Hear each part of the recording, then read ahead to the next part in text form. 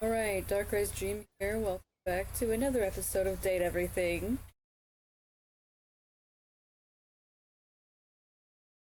I don't remember what I did in the last episode.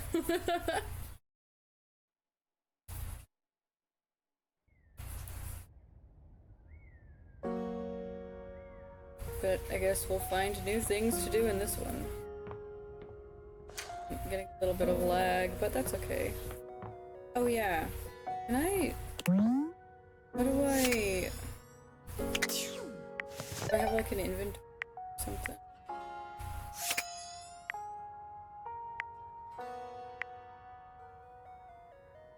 Credits.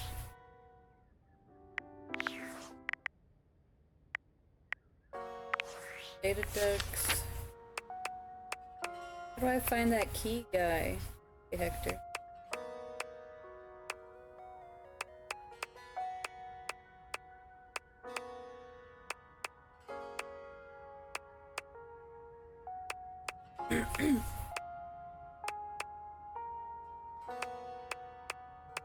Keith.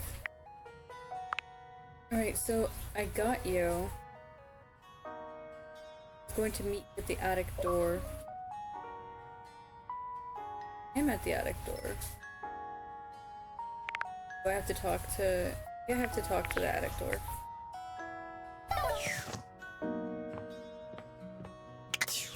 Button. Oh yeah. Let me disable a couple stuff real quick so you can see what buttons I have to click. Stuff. So you can see what the game screen looks like. Oops. So, as you can see, I have to click tab to tab into the power with the glasses. Escape to open the phone. And with the glasses I click space in order to beam a door. Or not a door, but beam anything. Sorry, I'm not fully mentally here, apparently. So I beam the door. Dorian looms over There we you, go. arms crossed over his broad chest. He seems almost smug about blocking your way today. Oh, I'm okay. Hoping that the audio isn't too quiet. I turned it up some. Because, it seemed a little too quiet last time in my previous episode. So I'm hoping that it's not too quiet this time. I'm also hoping it's not too loud. Hello, mate. Let me give you a tip. When you see me with my arms crossed like this, it means you're not getting through. Is that right? What might it take to uncross them, I wonder? Keith? Is it really you? Aww. Hello, old friend. It is me, all right. Where on earth have you been? I've been tucked away with my thoughts, you might say. I never knew why you left. I am so sorry I never said goodbye. I never had the chance. Well, I've missed you. Oh? I've missed you too, dearest Dorian. Historians will say they were just best friends. And I am back to stay. Now, come here and give me a hug, won't you? Brothers, even. I could never resist you. Oh, Jesus. Dorian and Keith curl their arms around each other, fitting together as perfectly as, well, a key and a lock. Fair enough. And just like that, door is open. That was brilliant. He gets me every time. Just a little game we play. I can't keep him from anything he wants. Hmm? He's my greatest weakness. And without you, I would have nothing to do. We fit together rather well. Is that right? Seems like there's some history here. Well, We may have given love a shot, Oh? but it didn't really work out. Oh, that's too bad. I prefer to cherish the fact that it led to our friendship. Yeah, I figured. That's why I didn't choose the love option earlier, the lovers option. Quite so. A superior level of relationship, in our humble opinions. I agree. Maybe we can be friends, Keith. Why, I would love that. Yay! I rather think we would do well together, you and I. Yay, friends! But Oh shit, I didn't know he was about to say something. I'm cringe. What did he give me? He gave me some empathy. Yay! Finally empathy! Sorry, Keith, I didn't mean to cut you off.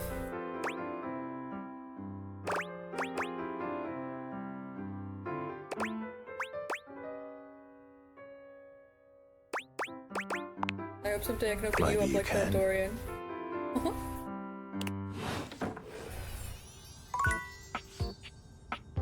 Alright, thank you, Keith.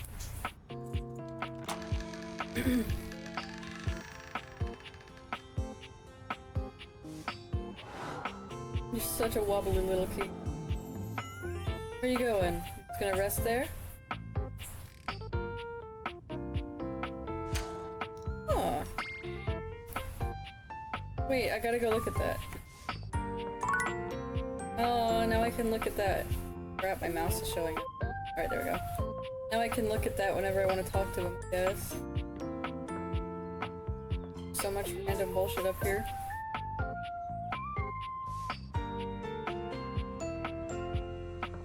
Oh, here's the lock, or like the, what's it called?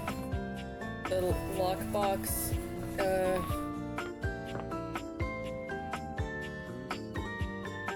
what the fuck is that word? The...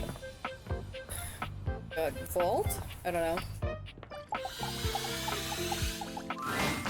It appears that your intentions have gone awry God once damn you. more, as the interloper Lucinda Lavish stands there instead, striking a pose. It's me. Yeah, I see. I said I would return, and now I'm going to give you a choice. I hate choices. I love choices! Thank goodness. Tell me, lover, how would you like to know me? Can we do something horny? I want to know more about who you are on the inside. You said you're the best character in the game? I sure am. The very best character in the game. I'm Lucinda Leading Lady. Prove it. Prove it? I'm proving it right now with my exceptional voice, body, and other things. And other things. But okay, I'll show you anyway, since I've got nothing better to do.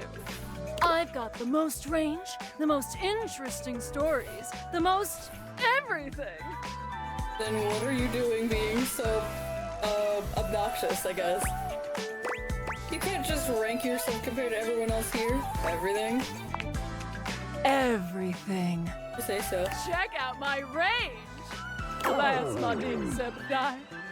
There won't be any more glass for the winter. Hey, Chunky! What's going on today? Me and Mellywinks are gonna go to the Boom Boom Zoom Room! Ha! Side effects may my include bad. drowsiness, hypothermia, stomach upset, and turning into a ghost.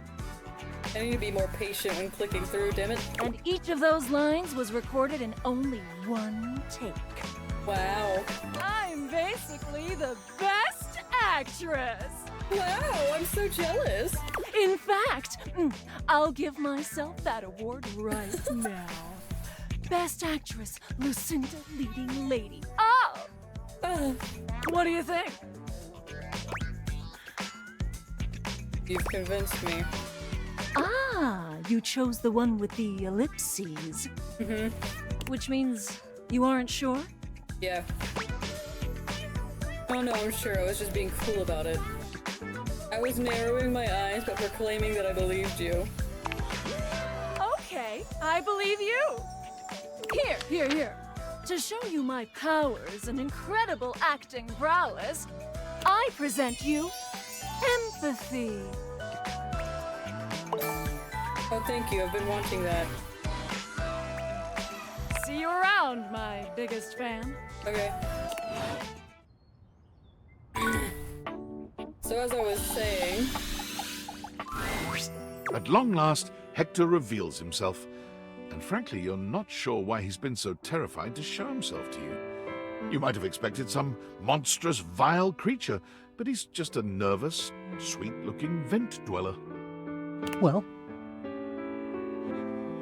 hello there.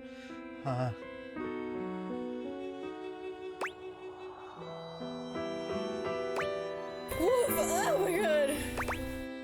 Woof! You look... Ew. Hey! Look at you! You did it! You're not my type, but you're cool as hell. Wow, Hector. Wow? Wow, what does wow mean? What is that? Is it a good wow or a bad wow? Please just tell me. You are beautiful. I can't think why you've ever been self-conscious. Can you not? I mean, look at me. Hector, we're not going to do that anymore. I'm looking, and I'm liking.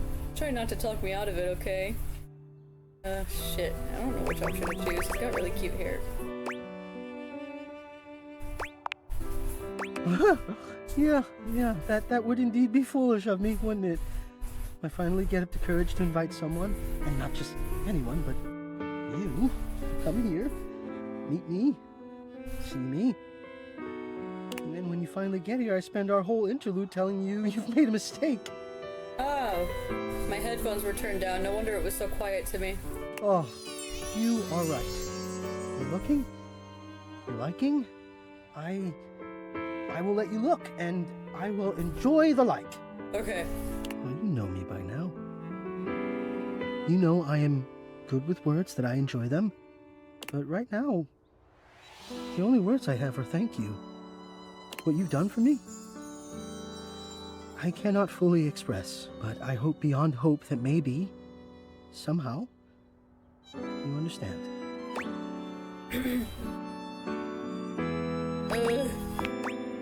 Incredible. The dreamings of a silly ventilation system, made manifest. I love you too. Oh, so cute. Little heartbeat.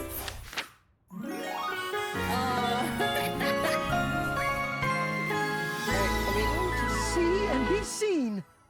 Yay! Skipped straight to love with him. Alright, nice. Now I'm getting a lot of empathy. What does it say? You've been caught red-handed showing feelings of an almost human nature.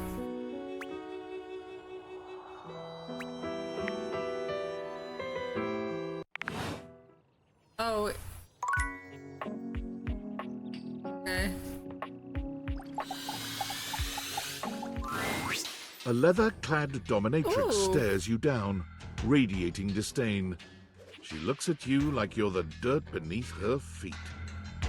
Hello, you pathetic, worthless little wretch. Holy shit, why? What did I do?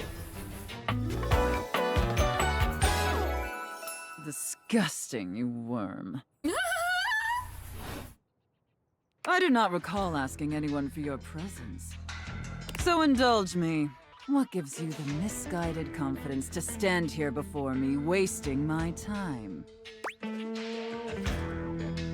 Heck, I just like meeting new people. How tedious. I don't know, I've met some pretty cool people. Do you know Randy? No. Luckily, I don't know Randy. Listen, wretch. We obviously haven't met before, so I want to be clear. Oh, the whip. Going forward, you will address me as Mistress, if you wish to continue this conversation. Is that understood, wretch? Wretch. I guess, mistress. Your groveling is lackluster, but I'll mold you into a compliant little toy yet. Now I know what you're thinking. No, you don't. Why would a perfectly successful safe like myself throw away her prosperous and fruitful career in the burgeoning vault industry? I wasn't thinking that at all, actually. Good guess, though.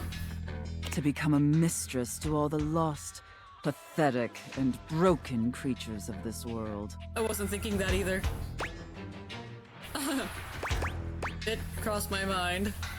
I feel like you'll tell me either way.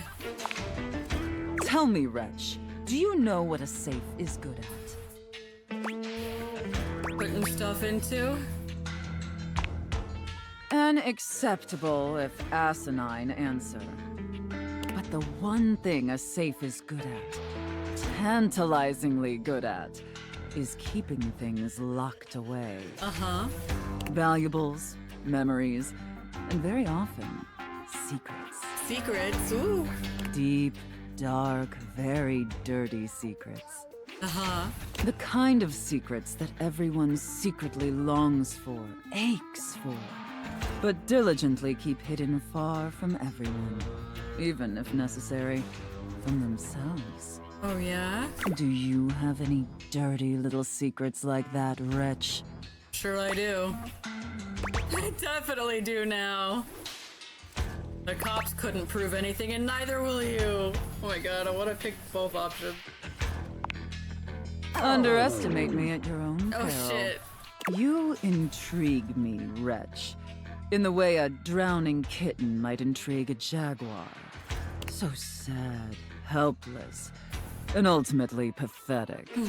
You possess a feebleness that instinctually repulses me. Yet if I save you, you may prove yourself of use to me. The only question is, do I waste my precious time letting you serve me? Or do I leave you to drown in your own ineptitude? Whatever Mistress wishes. Very good answer. All right then, Wretch. Against my better judgment, and because things have been so frightfully boring lately, I'll allow you the opportunity to serve me. Is that right? You should count yourself extremely lucky. The luckiest. Not everyone is given such an incredible, life-altering opportunity. Yeah, I know, most people aren't given these fucking deviators. And rarely do I make this offer to worms as painfully tragic as yourself. Hey now! I'm not as tragic as you think I are. Thank you, Mistress. Of course. Anything for my compliant little wretch. Yes. I can't wait to test just how compliant you truly are. Ugh, this is gonna suck. I hate agreeing to stuff. And who knows? Perhaps in the end, you may even have the opportunity to open up my chassis. That is is, that? if you are skillful enough to figure out the combination. What is a chassis?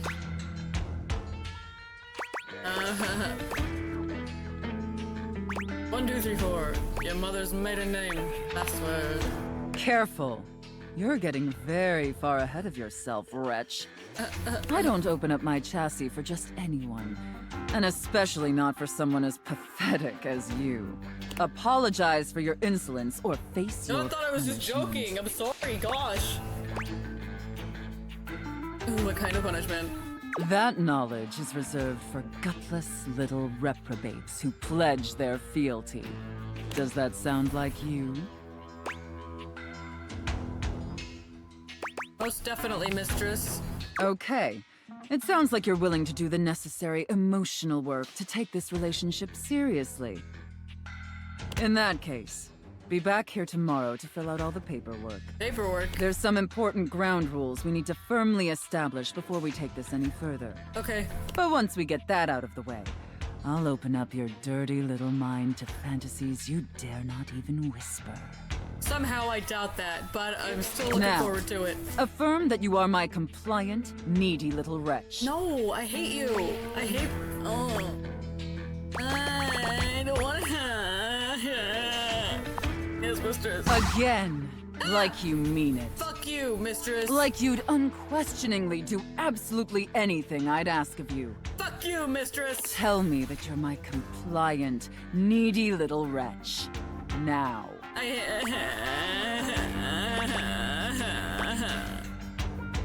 Yes, Mistress. I am your compliant, needy little wretch. Very, very good. I like her, but I hate having to agree to stuff.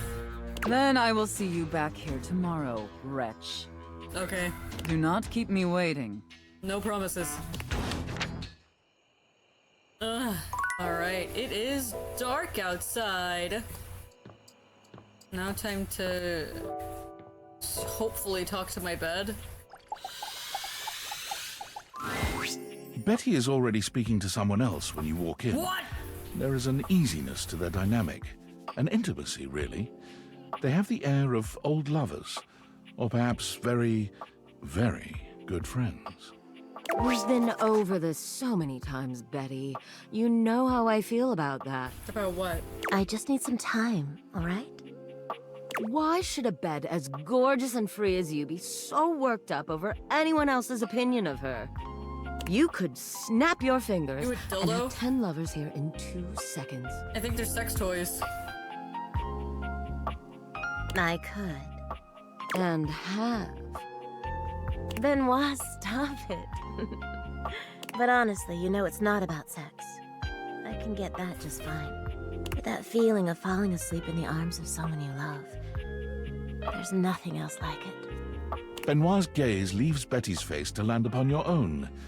They give you a smile that feels as if they know all your secrets. Oh goodness. When Betty turns to see you, she goes from surprise to happy in record time, and Benoit places a gentle hand on her shoulder before they walk off. Just think about what I told you. Hi, Betty. What was that all about? Oh, I was just talking to Benoit. Benoit and I are just very good friends. With benefits, of course. Sounded like you were lonely. Well, sure, though, gosh. I wish you hadn't heard that. It's just a really specific sort of loneliness, you know? I'm sure you didn't come here just to hear tales of my sex life. You could literally be surprised, or would be, because I keep talking to you so that we can hopefully cuddle together, but you never fucking want to. You always say, no, don't think about me. What can I do for you, honey? Cuddle with me. Did you want to relax? Yes. Maybe take a nap? Yes, with you. I was hoping to get to know you better, actually. Get to know me better? Yeah. Well, why? I want to. Shouldn't I know the person I'm sleeping with every night? Oh, I don't know. It can be hot to sleep with someone you know nothing about. Yeah, but... And of course, some people fear intimacy. And getting to know people is a step on the road to intimacy. Do you fear intimacy? Well, you know what I am, what I do. You know I'm a free spirit. What else can I tell you about me? Tell me what's keeping you up at night. Oh gosh, why did it have to be that question? 'Cause you keep talking about it every time I come to talk to you. Of course I want to know what's keeping you up at night. It's also silly, you know. No, it's not. She sighs wistfully, looking somewhere past you.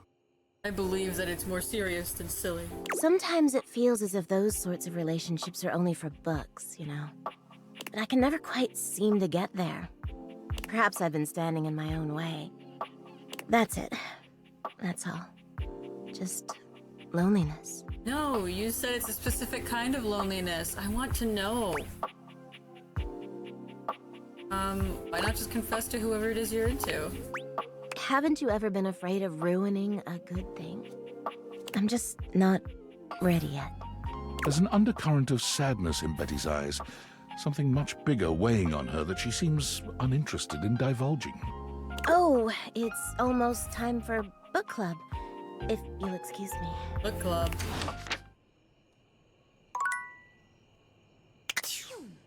Okay, fine, good night.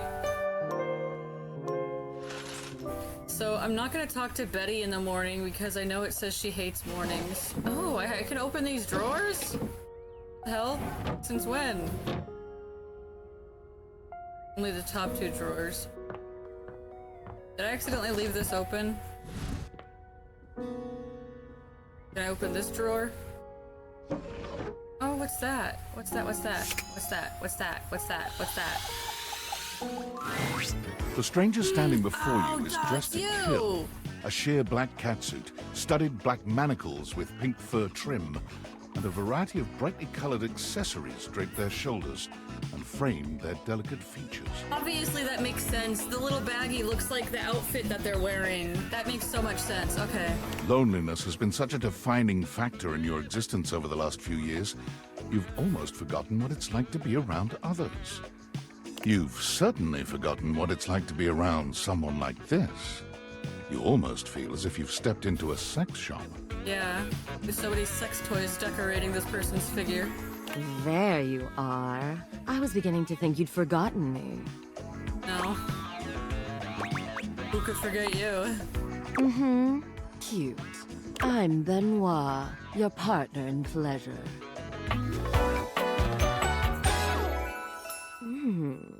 Benoit. Got it.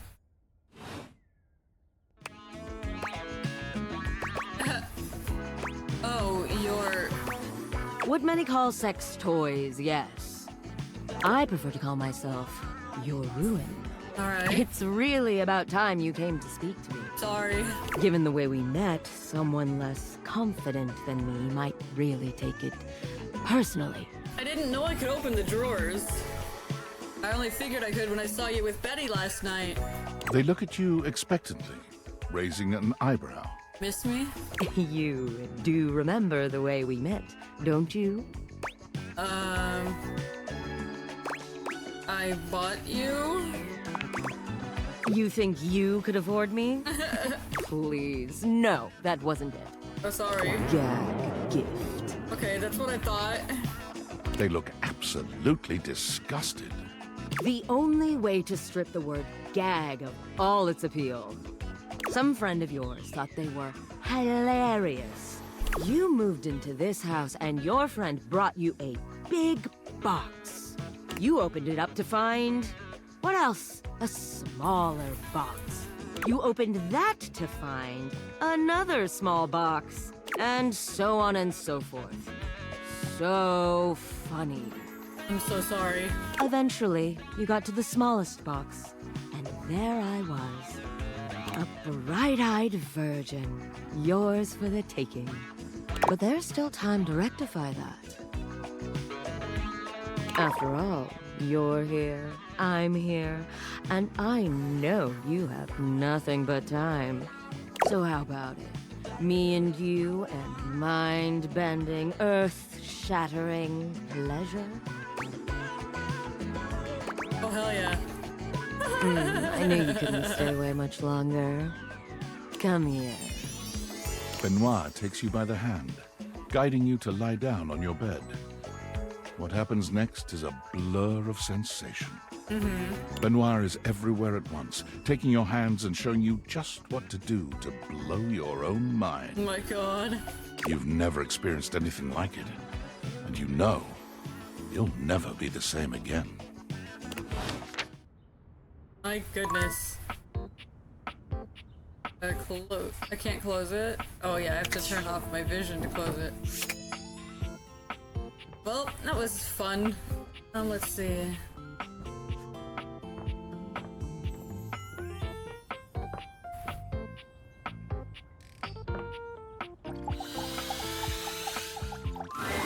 It takes you just a moment to properly evaluate the figure standing before you. Her hair and clothing are such a jumble of various holiday decorations, it throws you. What time of year is it again? Have you truly been locked in your house for so long that time has lost all meaning? She is adorable, though, and her energetic greeting shocks you right out of your quiet contemplation. So she's just the holiday box. Hey, boss! You've caught me at a bad time. Heading to work. Well, the other work. Or is it the other work? What day is it, anyway? Oh, what's up? What do you need? I just wanted to introduce myself. And I to you! So many things and so little time. Makes you want to cry. That was bad. I'm Holly, by the way. I was wondering if you were Holly. Are you just named after the word holiday?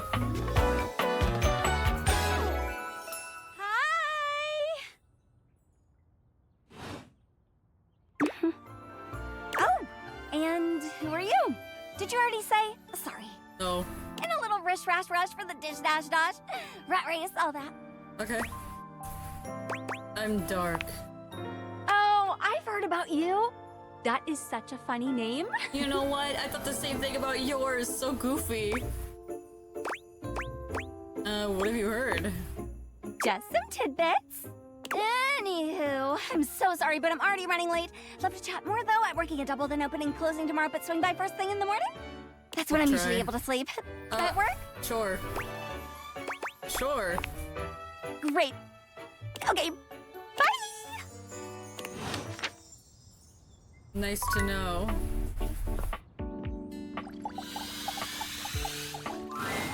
You seem to be late. Unexpectedly so. You didn't tell me to come here early in the morning. You just said come tomorrow. Oh, sorry, mistress. Pathetic. I hope you're aware, if you'd already filled out all the necessary paperwork, I'd punish you for that transgression.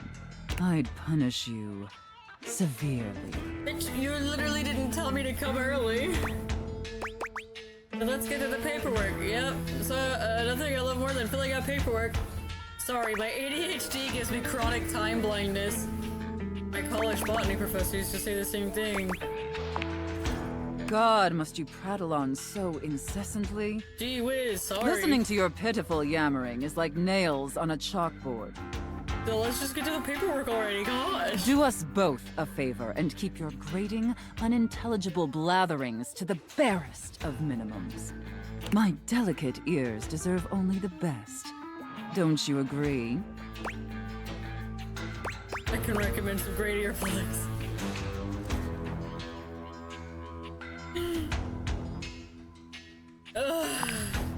Not to interrupt, but quick check-in. That wasn't too harsh, was it? The whole unintelligible blatherings angle? Definitely let me know if I'm being too harsh. Like, I absolutely want to treat you like you're worthless garbage that completely repulses me. That's basically how I feel anyways. But I want it to be hot, not sad, you know? You're doing great, Slugger. Yeah, I feel both hot and sad. It's confusing.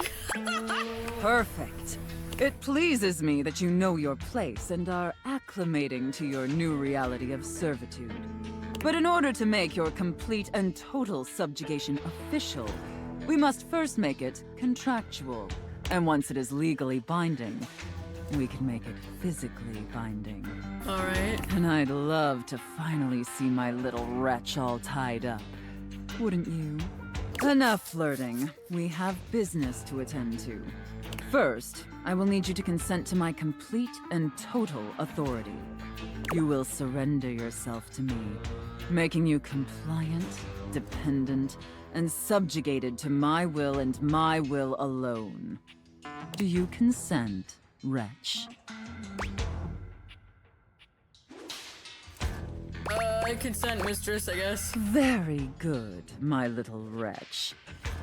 It appears that you can follow orders well, at least when you put your mind to it. It's really tough, though. That will suit you very well in your new position.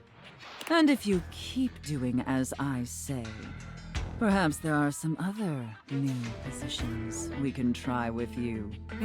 But first, your mistress has another demand. Hit me.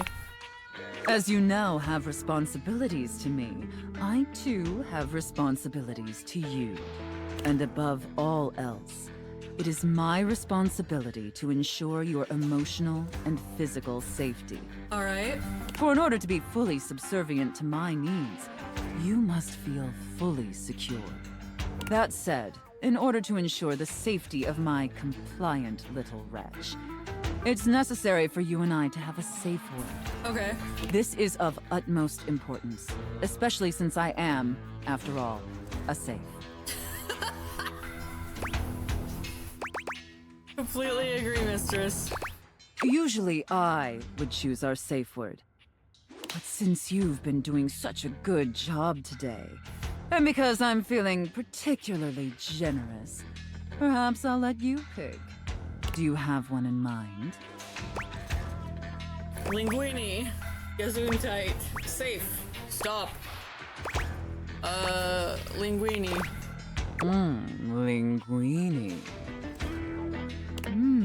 Oh, I love that. That's such a sensual, safe word. Alright. Did my little wretch come up with that all by themselves? No. It was my grandma's name! You inspired me, mistress. Interesting. I see. Maybe there's more to this pathetic little wretch than meets the eye. Of course, we'll have to put you through the paces to discover how depraved you really are. Oh my god. Would my little wretch like that? That'd make me happier than a clam at high water. Yes, please, mistress. Good. Compliant and subservient. You're off to a promising start. But before we truly begin, I have one last issue that's been bothering me. Yes? Between you and me, I've become incredibly bored with most of my other, let's call them relationships. Okay. They've become routine and uninspired. You don't want me to end up like that for you, huh? They're stale. And this displeases me. So don't be stale. I'm sorry, mistress. It's all right.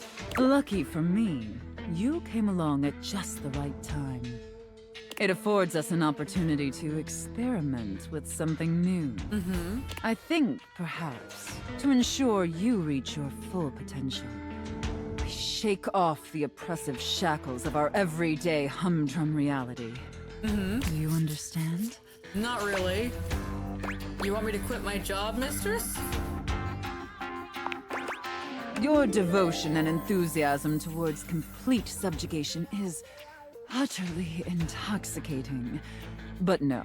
Okay. Let me try again. I'm thinking in our relationship, we allow ourselves the freedom to expand beyond the limited confines of our stale, everyday identities So you want to and roleplay? roles. Do you understand now? Oh, roleplay. Gotcha, gotcha. Very good, wretch. Yes, the more I think on it, the more I think this is definitely what I've been so desperately craving. And how lucky I am to have acquired such a pliable, subservient plaything to help me quench my thirst.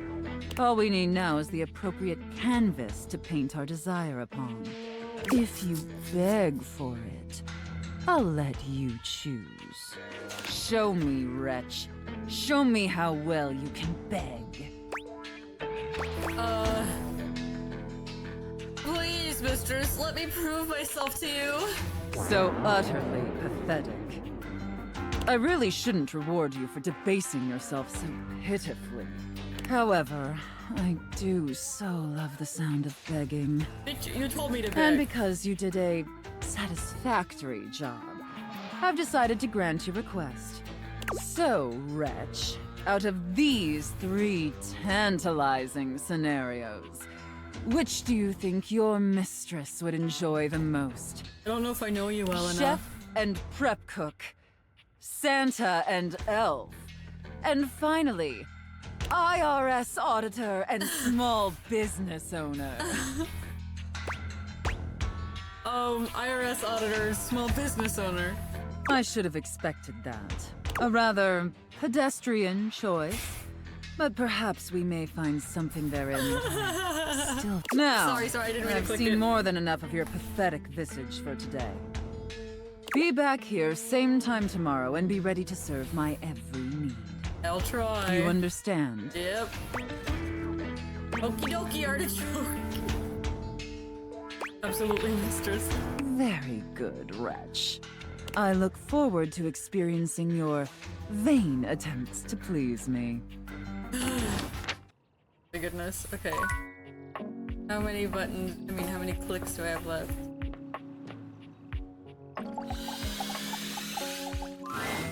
My love, you have returned.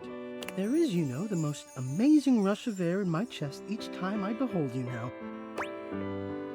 Of course I returned to be spoken to like this. Oh, what can I say? You inspire me. You are like breathing freedom. Okay.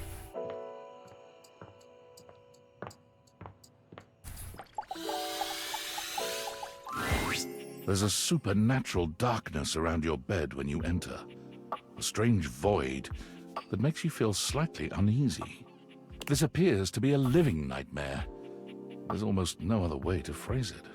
You really don't think you could do it? The fuck? Is that really something you want? It would be fun for me, but I don't think it's really your thing. You know, sex and horror have always gone hand in hand. It's not the worst idea, is it? Well, yeah, of course. But you've watched me work, and you never really seemed all that into it. Oh, I didn't? What was it you said? Oh, yeah. It was, oh God, why are you doing that? Is that really necessary? Now that's just excessive. I remember it differently. You weren't even watching. You were looking through the cracks of your fingers. Give it up, Betty. My work is not for you, and that's all right. Nightmare's gaze falls to you then, and you feel a shiver run down your spine. Boo. Nightmare dissipates, but the air of dread that accompanies her takes a little while to clear. Betty sighs, her shoulders slumping. Oh, guess I should have seen that coming. Seen what coming? That no. I just thought maybe if I had nightmares... I mean, I already sleep poorly. But maybe in a nightmare I could find some small moments of joy with my beloved. Nightmare doesn't usually take requests. But since we're such good friends, I figured maybe she'd give me a sexy nightmare. Aww. Oh, I love the sound of that. Me too. Okay, see how this strikes you. I'm being hunted by some unseen monster or being. My heart is racing. My knees are weak. I'm stumbling and tripping as I go. I fall, and I close my eyes knowing the end is coming. But I don't die. I turn to see my beloved standing over me, a bloody knife in their hand. I'm saved, and I thank my rescuer in the only way I know how. A toe-curling kiss. But then, I'm on my back again, and my beloved's hand wraps around my neck. I can't breathe. I can't cry out. I can't make a sound. We'll be together forever, they whisper, raising the knife high in the air. I wake in a cold sweat, alone and afraid.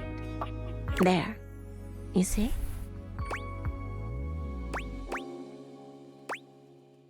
Oh wait, I do kind of get it. Right? That's a pretty tame example. But there's all sorts of possibilities. Nightmare really seems to think I shouldn't be bothering with all this dream stuff. She thinks there's a much simpler solution to my problems. There probably is, honestly. I think you're overcomplicating it. But I don't know who she is to talk anyway. She has the same problem I do. She just deals with it differently.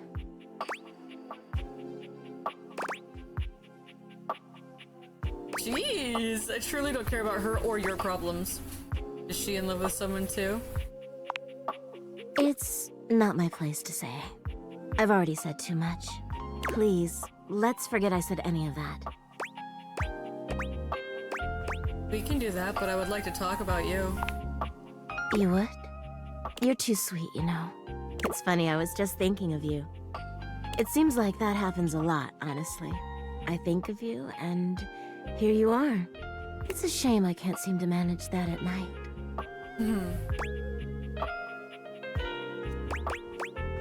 I knew it. I haven't been the most subtle, have I? No. But I guess I should just say it. You're the one I've hoped to see in my dreams. My beloved. The one who tortures me with your proximity.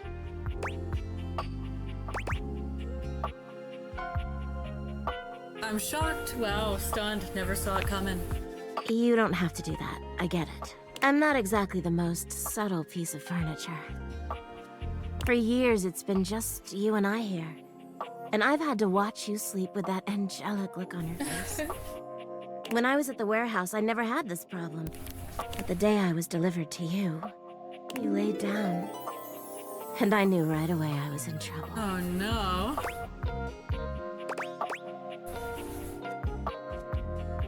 I've never slept so well before you. You don't know what it means to me to hear that from you. It's what I was made for, you know?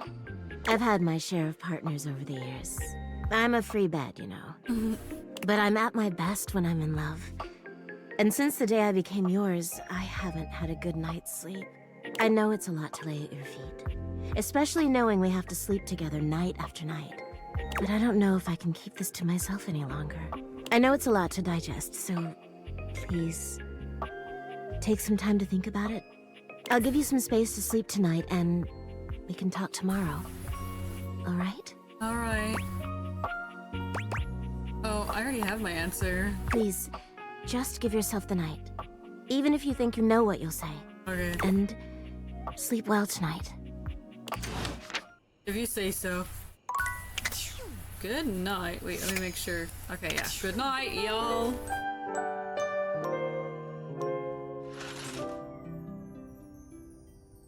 Alright, let's see. Should I text you again? Guess I can.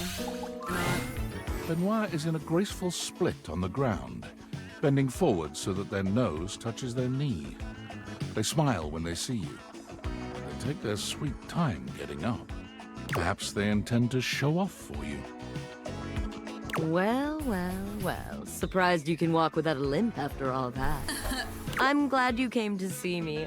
I thought of a wonderful way for us to get to know each other better. Aside from the obvious and surefire method, sex.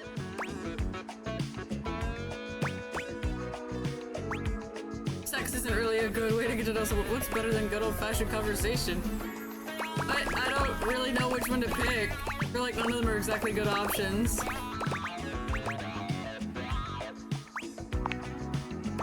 Sex, for one. But aside from that... They pull a small black and red box out from a drawer. Sexy questions for sexy people.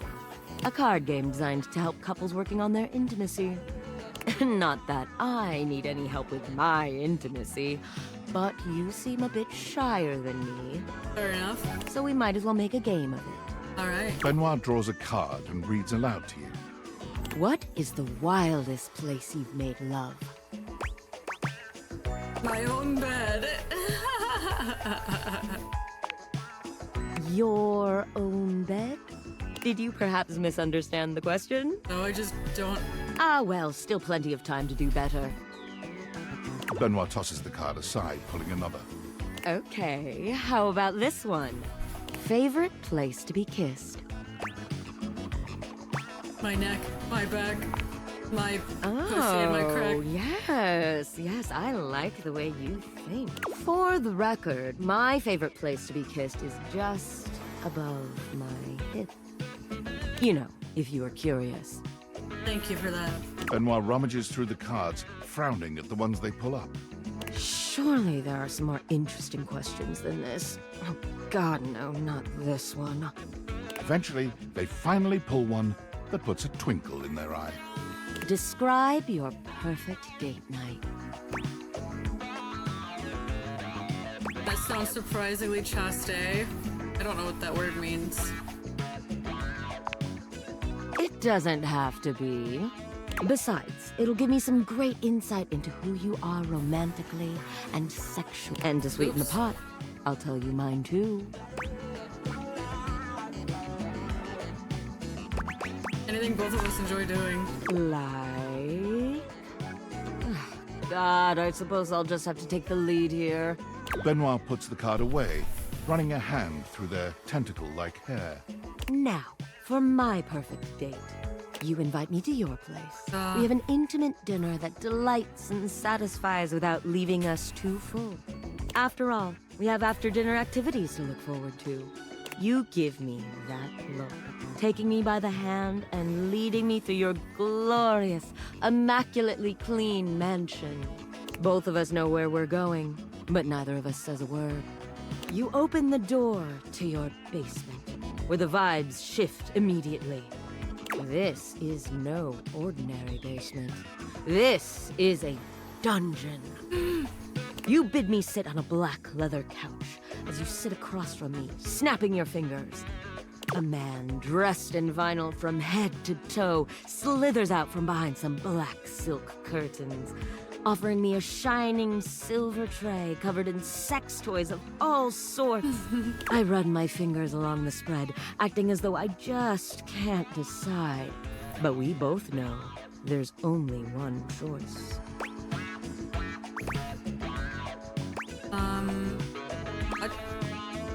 A silicone foot with a vagina in it?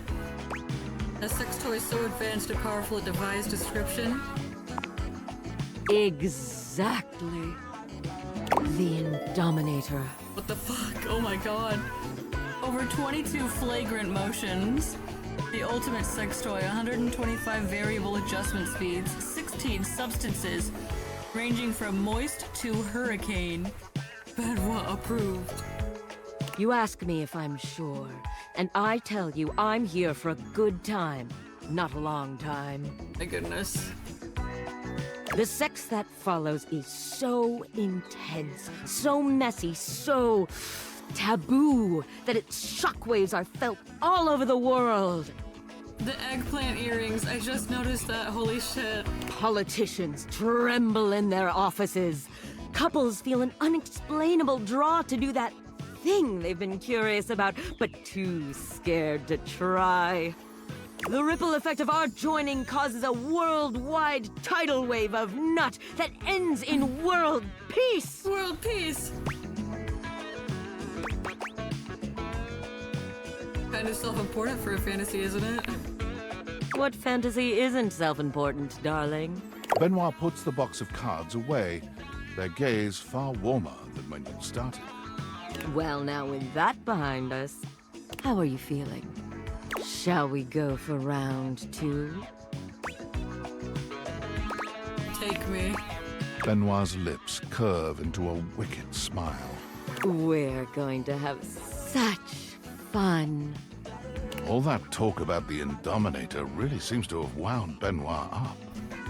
Their voice whispers sweet debauchery into your ear, guiding you through complicated things that you'd never have managed yourself.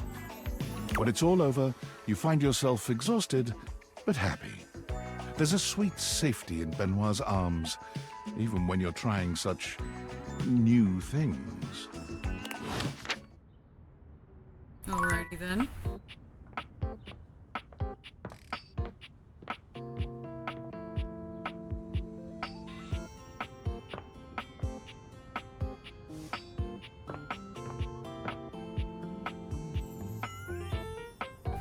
There are literally so many things to look at.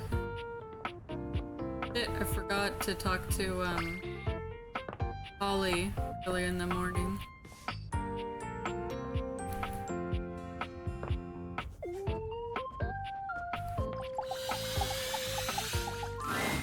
Well, look at that. You've made another friend. Mm-hmm. A true portal in arms, just like myself. Keep it up. It feels better and better the more you do. Trust me. Once again, Dorian stands in your way. Are you trying to leave again? Are you sure? I'm looking out onto that street every day and night, and it's still terrifying out there. The cars never stop driving. I was just saying hello. Ah, thinking of getting to know me better. As if I would have more to say than last time. I would suggest speaking with my other forms around the house. I'm always on task here at the front. Strictly business. Fair enough. I'll keep that in mind.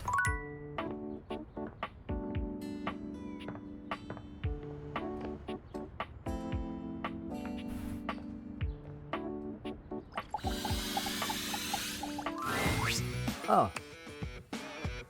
Oh. You. Yeah. Hey. Hey. Hey.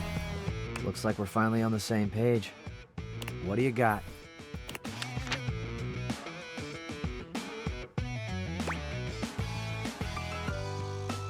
I need a lot of empathy to talk to him. I wish I could just cancel the conversation. Let's see it.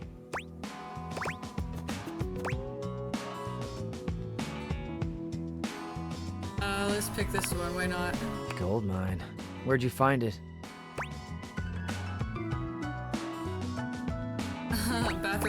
behind the toilet. Weird shit back there, man. Yeah, those get good. Somehow the stuff under there gets huge. It's like it's sucking on radiation or something. Yeah, apocalypse lint balls. Exactly. I actually once had one I could ride for a while. That was cool. Yeah, sounds cool. It was awesome. Had to be careful, but pretty easy to get feet and hands and stuff tangled up in there. But anything that's not brand new is gonna have some associated weirdness.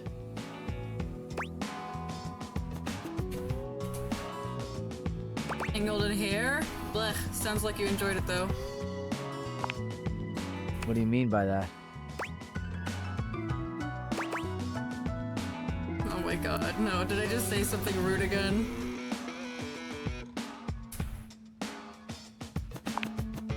Stupid joke.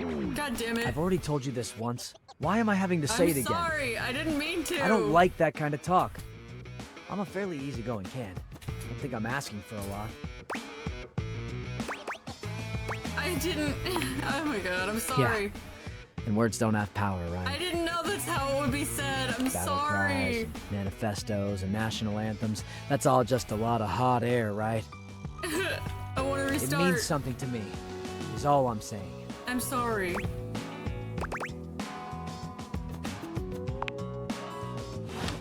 I'm sorry. It's not my fault that I didn't fucking know what I was gonna say with what I was saying. I'm sorry. I feel so bad. I don't mean to keep pissing him off.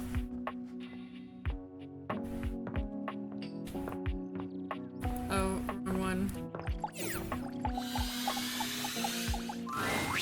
Finally. I take it you're my 11 o'clock. Wiggled so much. I should have known it was too much to expect you'd be on time. I thought that I was supposed to be here this time. After all, it was apparently too much to expect you'd properly file your taxes. Sorry. You're not even dressed properly. Put this on. It suits you. I trust you brought your financial documents, receipts, and records to support all the information reported on your most recent tax return. Everything my dog didn't eat. Is that a joke? It was supposed to be. I'm sorry. I don't know how you run things at your business, but here at the IRS, we treat those who hold the power with deference. So if you want to walk away from this audit without the IRS putting a permanent lien on your checking account, I'd suggest you do the respectful thing and refer to me by my proper title, IRS agent. Do you understand, taxpayer? Yes, IRS agent. Much better. Now, that wasn't so hard, was it, taxpayer? You keep complying and showing me the proper respect I deserve, and I can make this process much less painful for you. But step out of line, and I have the power to make the rest of your existence a never-ending fiduciary nightmare. Fiduciary? I want to know what that word means. Have I made myself abundantly clear? Definitely clearer than the US tax code. Yes, IRS agent. Good. All right then. Down to business. Now, obviously you're here because your painfully inadequate accounting led to numerous administrative discrepancies in your most recent tax return. Yes, that's why I'm here. Quite honestly, your return was so utterly incomprehensible that we were shocked to find a human actually filed it.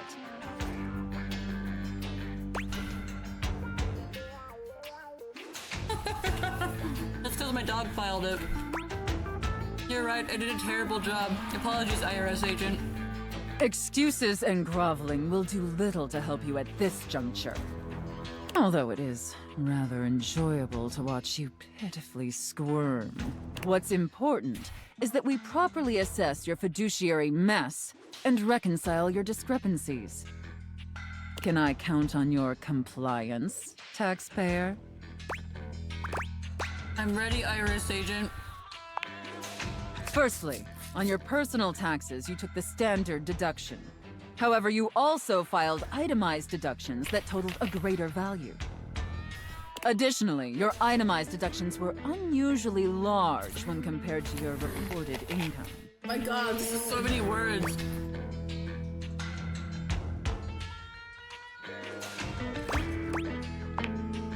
As I'm sure you're well aware, claiming the standard deduction while also claiming itemized deductions totaling a greater value, in addition to claiming deductions unusually large for your annual income, is a huge red flag for us here at the agency.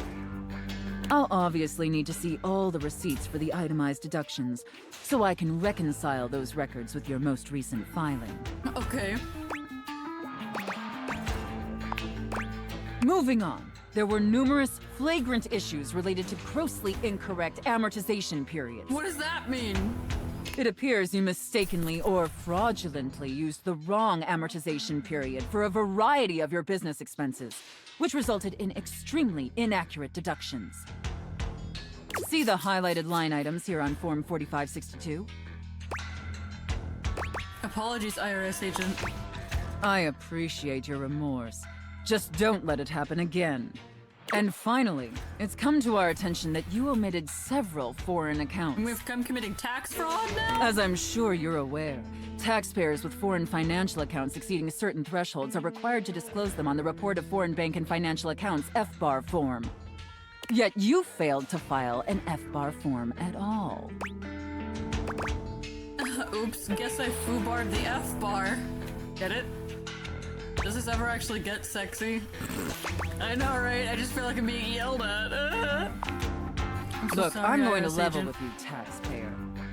Given the numerous omissions and inconsistencies in your filing, it appears this audit is undoubtedly going to be an extremely long and painful process. Oh no. Oh man, that blows chunks. Understood, IRS agent. Additionally, I will be sending a team of agents to your home to oversee a field audit in order to conduct an on-site examination of your financial records and other relevant documentation.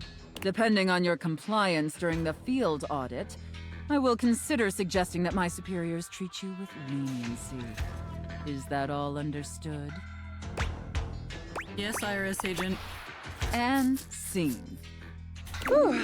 I don't know about you, but that left me quite pleased. An adequate and serviceable job, my little wretch. Tell me, did you find it as satisfactory as I did? Abysmal. This is why writers' rooms are so important. It was okay.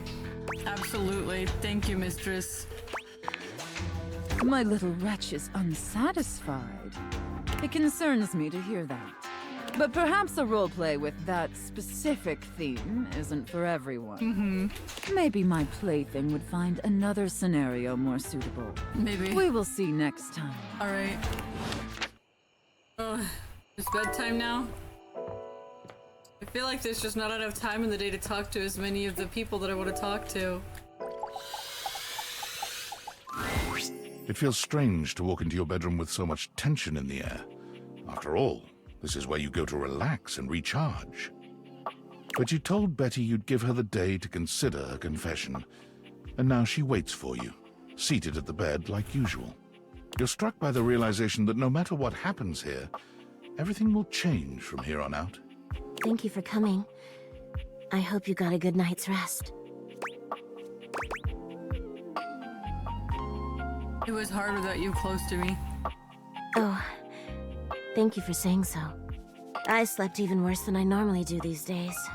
I had too much on my mind. And there's too much at stake here. I suppose there's no point in beating around the bush here, is there? What do you think? Of me? Of the idea of us? Is there hope for us to be more than just two partners who sleep together every night? Yes. Oh my god, really? You really feel the same? Yes.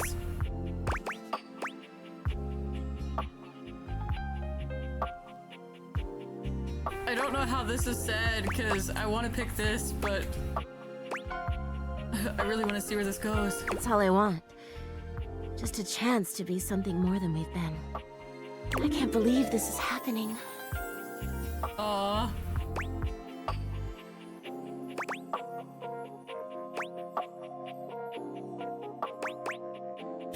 I literally don't know what to pick. What does this mean for us? You being my bed, ... Don't you worry your sweet little head about that. I don't expect you to sleep with me every night, or ever. And you being with me doesn't mean you can't be with others. I have my own fun, after all. I'm just so happy we can be together now. I honestly don't even know where to begin. I feel like I know you so well, but I want to get to know you better. And you must want to know me better. After all, I've only ever been a place for you to lay your head at night. You've never seen me for who I truly am until now. Tell me what you want from me, my love. All I want to do is make you happy. Maybe we should have a date. Oh my god, please. I would love that more than anything. Where shall we go? Let's get a bite to eat in the kitchen. Ooh, I love the sound of that. As you walk through the house with Betty on your arm, you attract quite a bit of attention. Eyes are on you in every room, or so it seems. For her part, Betty seems deeply pleased to be seen with you. She smiles at some, she waves at others. Sometimes, she seems like she wouldn't be out of place on a parade float. But when you finally arrive in the kitchen, you're mostly alone. Ooh, what's this now? Who are you? It's exactly what it looks like, honey. You two? Creating scandal together? Oh my goodness. A little more than that, I hope. My. A bed, bedding their owner? How truly scandalous. What a titillating bear you make. Feel free to tell the entire house. Who are you? Ooh, and shameless to boot. Enjoy, lovebirds. Don't do anything I wouldn't do. That's not much, is it? Ah!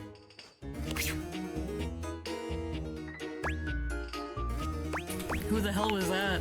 Oh, don't pay him any mind. Scandalabra just loves a bit of gossip. Okay, so he is a candle. He looked kind of candle-like. I really don't care what we eat. I'm just so happy to be here with you. But that said, what did you have in mind for us, sugar? I make a mean grilled cheese.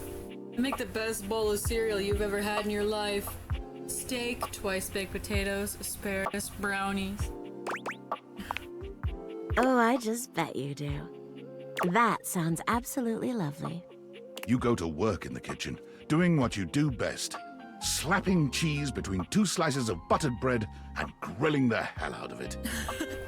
Betty hangs on your every move, making you feel like you're preparing the fanciest 10-course meal on a competitive television show, rather than making a simple grilled cheese in your own kitchen. By the time you're seated across the table from each other again, Betty can hardly contain herself. This looks so good. She lifts one triangular half of her sandwich up to you, and you reciprocate, bringing your sandwich to hers in an awkward bread-based cheers. To us. To us. Betty brings the sandwich to her lips and takes a delicate bite, though the sound she makes is anything but delicate. Oh. Amazing. You really are good with your hands, aren't you? That's what some people tell me. I'd like to think so. I wanted to have a nice date, but I really think I'm gonna need to retire to the bedroom after this. Maybe we can continue this there. Let's do it. Lead the way. Climbing the stairs to your bedroom with a bed holding your hand feels strange, in the best way. You've slept with Betty for years, but never truly slept with her. After tonight, you'll never look at your bed the same way. Your room becomes a tangle of sheets, of bodies twisted into new and exciting positions. When you finally do go to bed, you sleep better than you can ever recall. Betty's soft warmth surrounding you, even in your dreams. This truly feels like the start of something beautiful. You're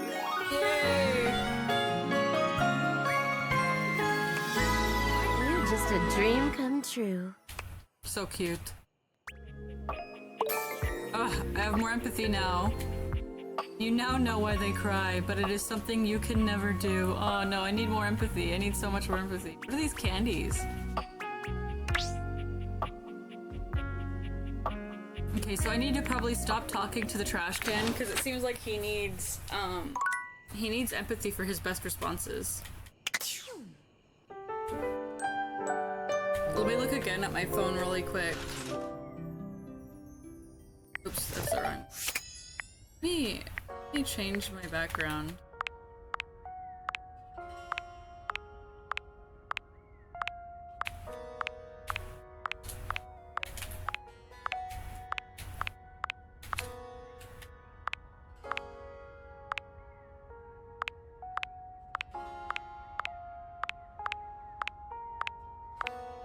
There's a lot of backgrounds to choose from, holy crap.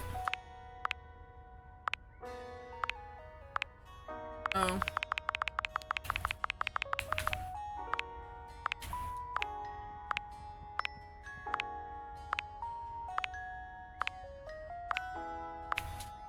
That one. This is cute. This is the one I want. Phoenicia! I forgot Phoenicia had her own app. Let's look at this. Hey, how's your day going? Forging some new relates? That's short for relationships. Oh, then yeah. I think about this stuff a lot. I'm sure you do. It's your job. I'm having a freaking blast. It's going okay, I guess. Oh, yes, yes! I knew I was good for something. How about a nice menu? Huh? I have lots of different ones, all different styles. Here's the main one. Welcome! What can I do for you in my main menu? Oh, wow. I want to talk about features and utilities. Right this way.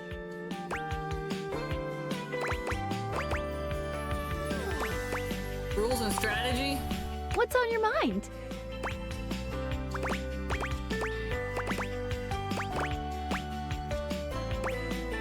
How do collectibles work? Collectibles are delectable. Collectibles are the funny little images that appear as datables talk to you. What are you curious about? What do they do? They help illustrate what's going on around you, sometimes for fun, sometimes because the datable gave you an item, or sometimes just for dramatic effect. Think of them as little progress trinkets. You can take a closer look at them in the data deck sorted by character. Any other collectibles questions? I'm good on collectibles. Anything else you wanted to know about features? Nothing here, I'm good. Cool. What can I do for you in my main menu? Let's chat about you. Oh, let's. There's lots I can chat about. Me?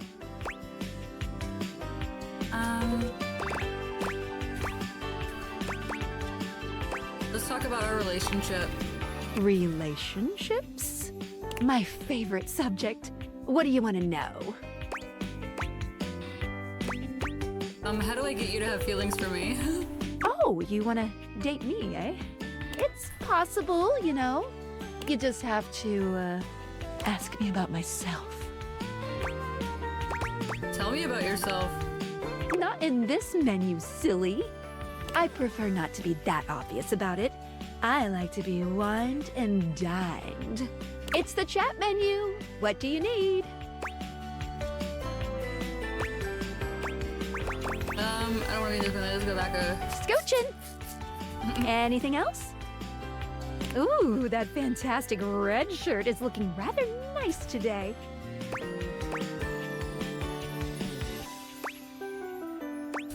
Done. Oh, yeah, I'll miss you. Okay. Why is everyone talking about my red shirt? Wrong button. Data decks. Let's look at this.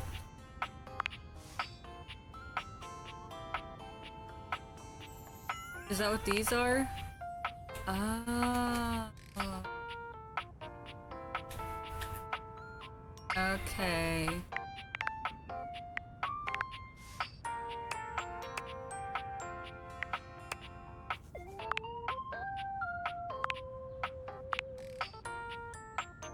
This picture of him. Most important door there ever was. I have to click on him to see it. Little gate. A grate. Oh, great. Okay. Did I get information for making him mad? Yeah.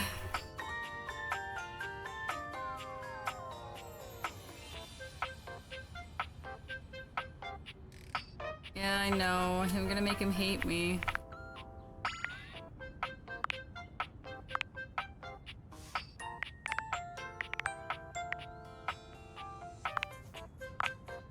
A plate. I think she liked it.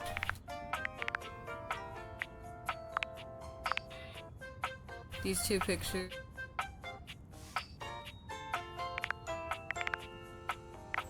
Sophia. Wait, click on it. The most certain of abuse. Oh, so are these next ones gonna be costumes as well? Oh, I didn't get any from her yet. Oh yeah, I need to talk to her early in the...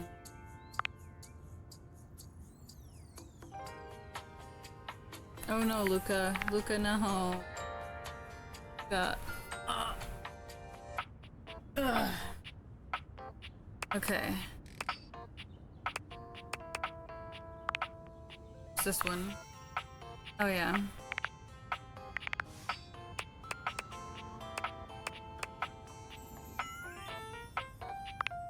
Darn it. Ooh, pizza. Oh, I probably gotta get a bunch of different food from him.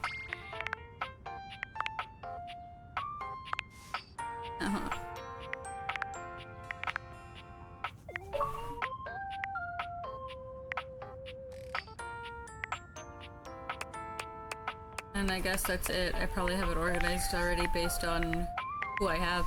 Rumors. Let's look at this, see if there's anything interesting. She steals her dreams as a thief in the night. Betty had a spooky visitor. Wetter is better. Time with River to get her warm up. You ran into a scandal monger. Washford. Haunted attic.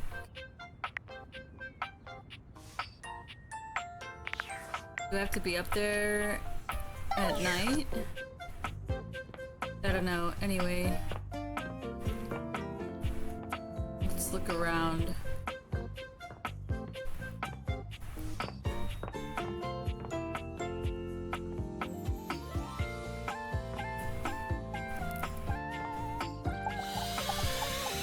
Do I keep talking to them My after? love, you have returned. There is, you know, the most amazing rush of air in my chest each time I behold you now. Oh, what can I say? You are like breathing. Guess there's no point to come back to him, at least for now. Oh yes, I should talk to a different Dorian. Let's talk to this one.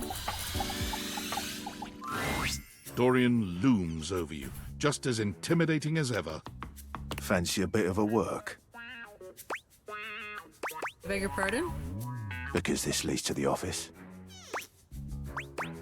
I knew that. I live here. Of course you do, love. We've got some important denizens who only reside here. All in all, fairly quiet. It's packed in there. But here are a few at the top of my frame. There's Shelley the Shelf, Charge the trusty D20, Penelope the office supplies, and Jerry the junk drawer. Well, what can I do for you?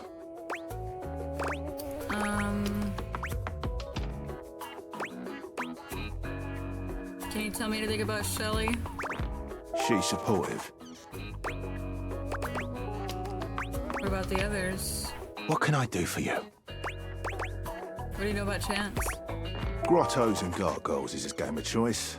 He has tons of stories he wants to tell, but hasn't found the person he wants to tell them with. As such, he creates scenarios to test the abilities. Given the amount of time he spends creating these worlds, he takes them very seriously. If you're looking to be his friend, you should play through one of his campaigns. Alright, let's get in there and read him. After you.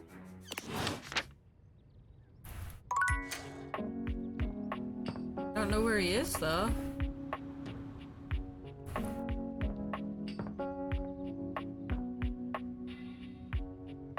Ah, there. You've never been ashamed of your interest in tabletop games, but ever since you stopped seeing people, you've spent far less time role-playing than you used to. The cloak-wearing nerd standing before you reminds you of days gone by, when you used to gather around a table with your college friends and pretend to be someone else. Ho there, traveler! What'd you call me? No. Ho, as in, hey. Howdy. How are you? You know, simple salutation. Oh, well then good day to you. Ah, that's the spirit. I'm Chance, your D20. Thanks. The mysterious cloak comes off, and you see the friendly face beneath. Yeah! Welcome. Taking a tiny respite from the drudgery of work? You know what they say about all work and no play. I actually have no idea. All I do is play. If you are up for a real adventure, I have just the thing for you. Have you ever heard of grottos and gargoyles? Are you kidding me? Of course I've heard of G&G. Oh, that's great! What's your favorite monster? Oh, and what about your favorite mystical weapon? Or class? Oh, I have so many questions.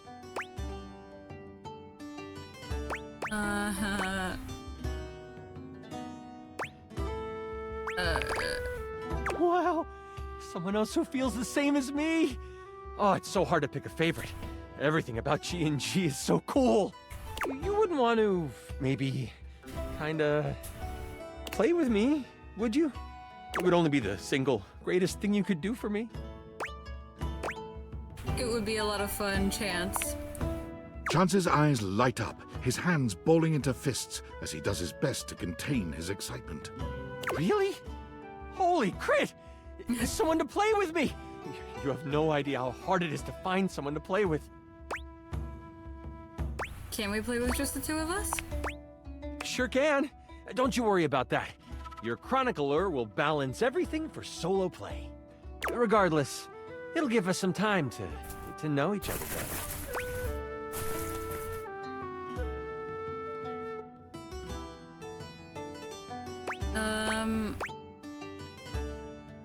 I can roll with that. What's next? It's time to get you your character. All we have to do is choose your stats, your powers, and your weapons. Then your armor, your lineage, and your gargoyle gauge. Although I might leave that out for this first character. It's an optional setting. See, you can have a portion of gargoyle blood running through your veins, which lets you... I don't know, this sounds right up my alley. How about you let me make your character for you? I know the game inside and out, and you can just show up and play. You would do that for me? You're the best. Oh, I'm so excited. You have no idea how much fun we're going to have. I'll even build the session based on what class you pick. What are my options? There are 3 classes I can get rolling for you. All of them are awesome, but they won't be too much of a challenge. I'd suggest the Troubadour, the Guardian, or the Enchanter. Which one would you like? Can you explain them to me? Sure. Let's start with the Troubadour. Loved by the locals for their wit and their voice, this magnificent magical minstrel can change the outcome of a dire situation with a simple and with a liar by their side. Shit, This my bad. slick and Sorry. seducing stupefier is sought after by those who wish to trade both coin and secrets for songs. Don't be fooled, though. The Troubadour can hold their own. They are a healthy hero, able to take hits with the best of them. What do you think about the Troubadour? They sound awesome. What about the Guardian? The mighty Guardian. I want the Guardian. This sword-wielding warrior of light and all that is right vows to protect the citizens of the realm. This is one beefy class. While this particular participant can pack a punch, they aren't the smartest of the classes. If there's a problem, they will try to solve it by punching. It isn't a bad thing, though. A well-equipped guardian can take down the most vicious of gargoyles. Their fighting record is just as shiny as their armor. Thoughts on the guardian? I like the Guardian. Strong and shiny? You know, I'm still not sure what's the last one. Ah, the Enchanter. The magic-slinging specialist who calls on charms to complete tasks. Shrouded in secrets and itchy cloaks, the Enchanter is a master of the far-off flaming finger. They are a bit more delicate, opting to avoid obvious agony by staying further back from the brawl. I want the Guardian. Don't think they aren't good at busting heads. They can spin spells to soften the toughest heel troll, or even summon a sidewinding slipper snake. How does the Enchanter sound to you? They sound cool, but I think the Guardian is the one for me. I'm so excited! Oh, the Guardian! May your sword find purchase in whatever vile thing comes your way. I heard that Jerry wanted to go apothecary if someone was rolling a Guardian. If you two know each other, I'll invite him. He's a little guy like me, right inside the desk here. When do we get to play? Now that I know who you want to be, it'll take me some time to finish building out the session for you. Give me a day? I should be ready by then. Anything before that, and it's a bit dicey if I'll be ready or not. Dicey. Sounds great. I can't wait. Haha, me neither. Oh, it's been so long since I've played. I'll see you then.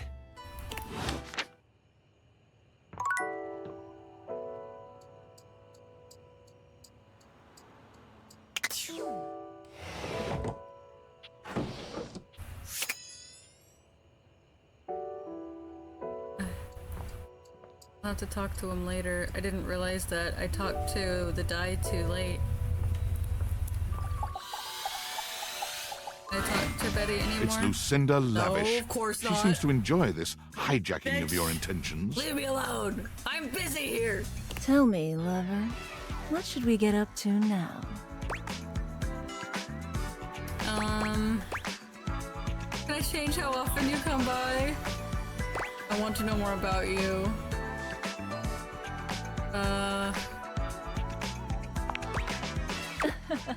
I love talking about myself. Yeah, I know. I'm Lucinda Lavish. I'm the extra cool DLC character who is, well, not really a dateable object per se, but more of a different thing. Uh-huh. You know what I mean? No. Sure, I guess. Sure.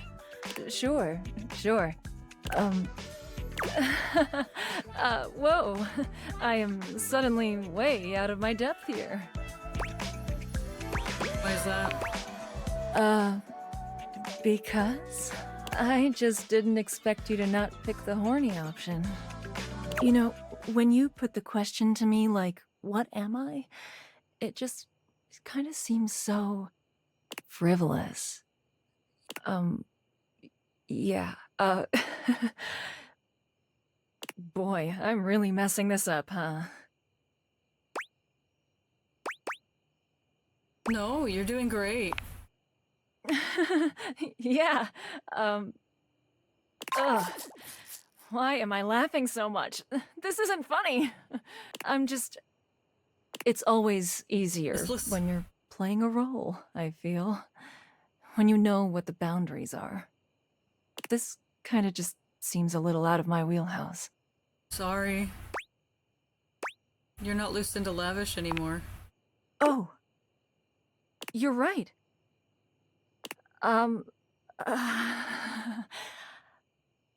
Shit. I'm gonna go. And with that, she is gone. Whoops.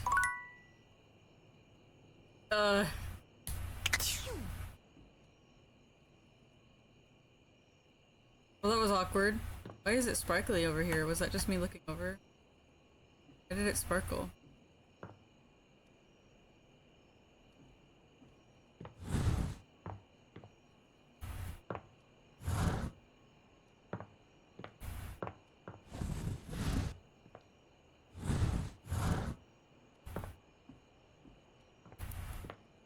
Anyway, good night.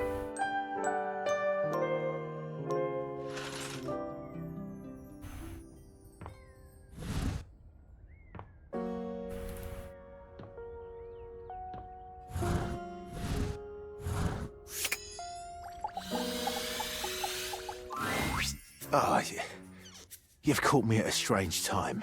Really? There are normally clothes in here, but they're currently tied up in the laundry room. Tied up. That's okay. I like being naked. I can tell.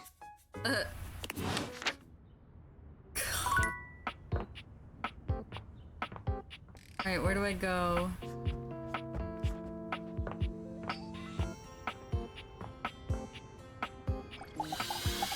There's so many people to talk to and so Is this little stranger time. your junk drawer, or the physical embodiment of clutter? He's absolutely covered in odds and ends. Receipts, CDs, rubber bands.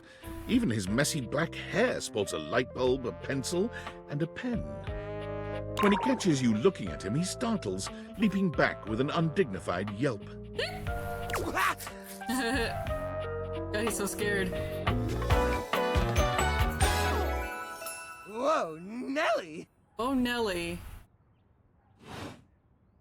Whoa, Wolf! Cheese and crackers, you startled me. Woof. Hey, next time you open a guy, knock or something first, huh? I'm not used to so much light. Besides, sudden jerky movements like that risk disorganizing my collection. The collection? Oh, yes. Of course. Sorry. Been a while since I've had a guest. Welcome to Jerry's Junk Drawer, the finest collection of curated treasures in all of the house. Feast your eyes upon knickknacks and gewgaws from parts unknown. The moth flew out when I opened you. Oh, that's just Silky. He's my assistant. Or at least he's supposed to be. Oh. That's his job on paper anyways, but he spends most of his time chewing holes in our sock department. That's fine though. If I'm being honest, I prefer doing most of the organization myself. So, what do you think? Sorry, I'm still not sure I understand what kind of collection this is exactly. Why, it's a collection of lost things. Each one forgotten by the world. Each one a story. This button, for instance. Perhaps it was left behind as a clue from one lover to another. A modern-day Cinderella slipper. Take me with you, it says, and know that once you find the collar that matches this tragic button, you have found your love again. Oh, very romantic. And this mysterious strip of papyrus. Perhaps a missive from an ancient land. Perhaps a treasure map. Oh, the wonders we could glean if only we could decipher these symbols of black and white bars. That's definitely a shopping receipt. Hey! Quit ruining the majesty of my collection with your needling. Ouch! Are you okay? Yeah. Seems kind of cramped in here. Yeah, I guess so. But it's not so bad. You just need to know the right way to tilt your bones to work around it. It's like a game of limbo. But, you know, forever. Well, as long as it makes you happy. It certainly does. There's nowhere else I feel as safe or as comfortable. Just stepped on a thumbtack. Right. Yep, seems great. Oh, right. I'm so silly. You're a guest after all. Let me give you the grand tour. On the left, we have a lovely spread of exactly 2 cards from a standard 52-card deck. Now, the average viewer might say, Jerry, it's only 2 cards, just throw them away. But connoisseurs like you and me know better, don't we? Sure. After all, the last laugh will be ours when we find the rest of the deck and save ourselves the cool $3 it would have taken to buy a new one. That's 300 pennies, my friend. As a side note, we will be seeing quite a few pennies later on the loose change section of the tour. Right. One of which might be one of those valuable misprint pennies. I still haven't gotten around to checking. Coming up on your right are a series of mystery bolts that probably attach to something in the house. Just past those is a single rubber band. Could be useful. Oh, and look! Now this is a dead fly. Oh, wow! Incredibly well preserved. Ooh, look over here. You'll love this. This here is an antique wire from some old electronic from the early 2000s. You can Now, tell that? I haven't the faintest idea which electronic it's from, but just imagine it. One day you're setting up an old computer, you know, like you're always doing, and you realize you don't have this special doodad wire. Like you're always doing. What if it turns out to be a rare part? What if it's super valuable? What if collectors are offering tens of thousands of dollars online for this very item? Why, the hypothetical value is practically infinite! And wouldn't you look the fool for having thrown it away? That's a great point. So, what do you think of the collection so far? It's great, though my favorite piece is definitely the curator. Oh, well, gee. Well, thank you. To be honest, that's a bit of a relief. I know it sounds ridiculous, but some of the others can't stand this collection. They're convinced that I attract rats. Rats!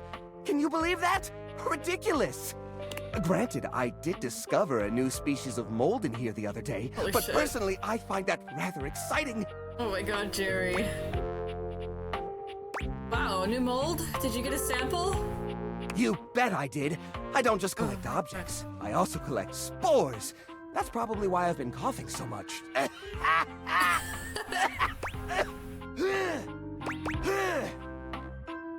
sounds like you've got it all figured out. Yeah. Looks like I coughed up a little blood there. That's probably fine. It's so nice to talk to someone who understands. I almost never feel this seen, I guess. That's probably my fault for hiding away in this little desk nook. But, thank you. Yeah. I've spent so much time focused on my collection. I can't remember the last time I felt this way about a patron. So, what do you say? Do you feel the same way about old Jerry? Absolutely. I love spending time with you. Oh, bed knobs and broomsticks. I wasn't expecting that. Well, that's great. That's really great. That's grilly. Please come back anytime, especially if you have anything you'd like to add to the collection.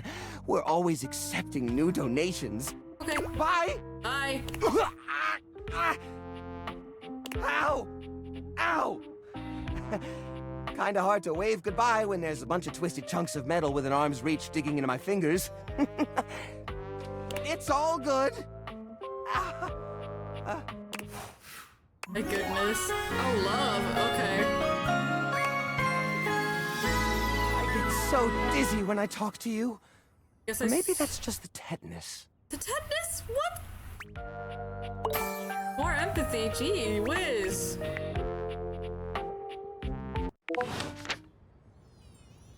Oh.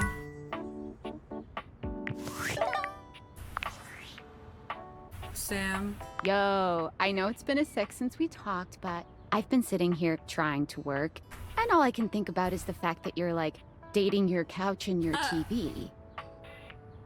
Glad to know I'm on your mind. Oh my god, shut up. It's not just you. It's you and a handsome man version of your toilet, holding hands and whatnot. I don't mean to complain. Just, I need to know how your whole, like, household object harem anime is going. I think it's going okay. Why do you sound unsure? It's just also complicated. Welcome to dating, friendo. It's complicated for everybody. Humans, animals, furniture. Nobody likes dating. Okay, but honestly, like, can you just tell me what it's like? Walking around your house and having, what, hundreds of potential suitors just around? Like, you gotta feel, like, super eligible, right? It feels more overwhelming, really. Hey, you just gotta take it one date at a time. I just gotta know one thing. When you're out here dating your appliances, are you guys, you know... Are we what? You know exactly what I mean. All right, keep your secrets. If you don't want to kiss and tell with your furniture, who am I to make you? Alright, well, I've wasted enough of my workday. All my love to your household object lovers or whatever. Bye. Bye. Okay.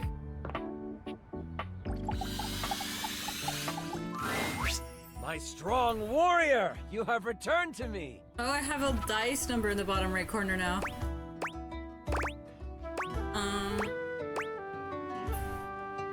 Of course I have. I'm ready to play.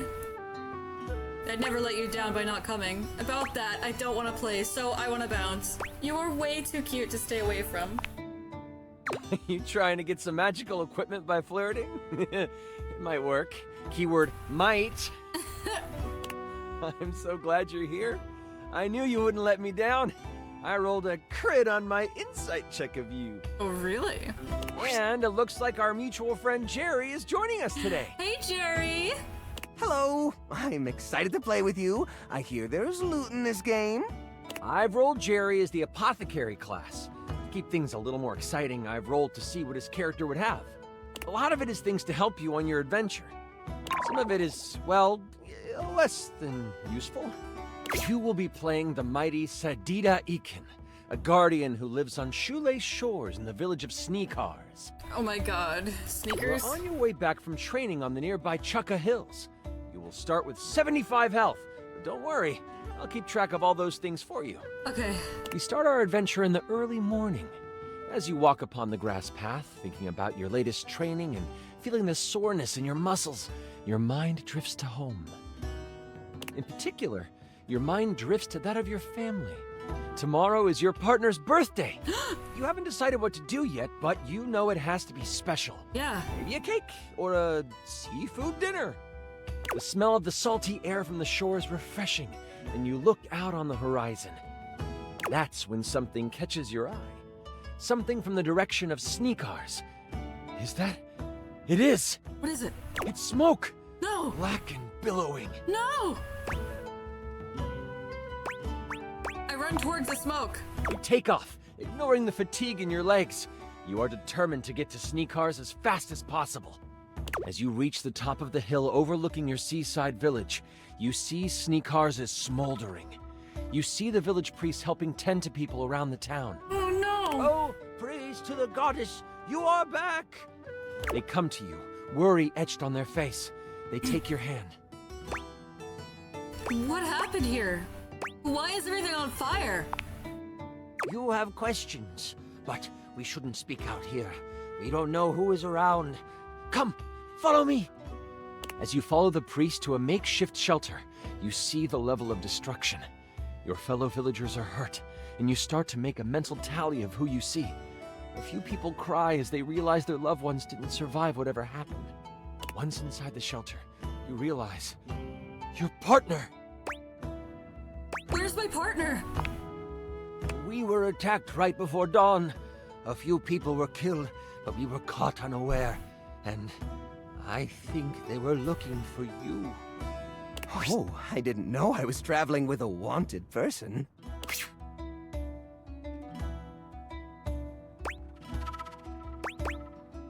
Me? Your house got the worst of it.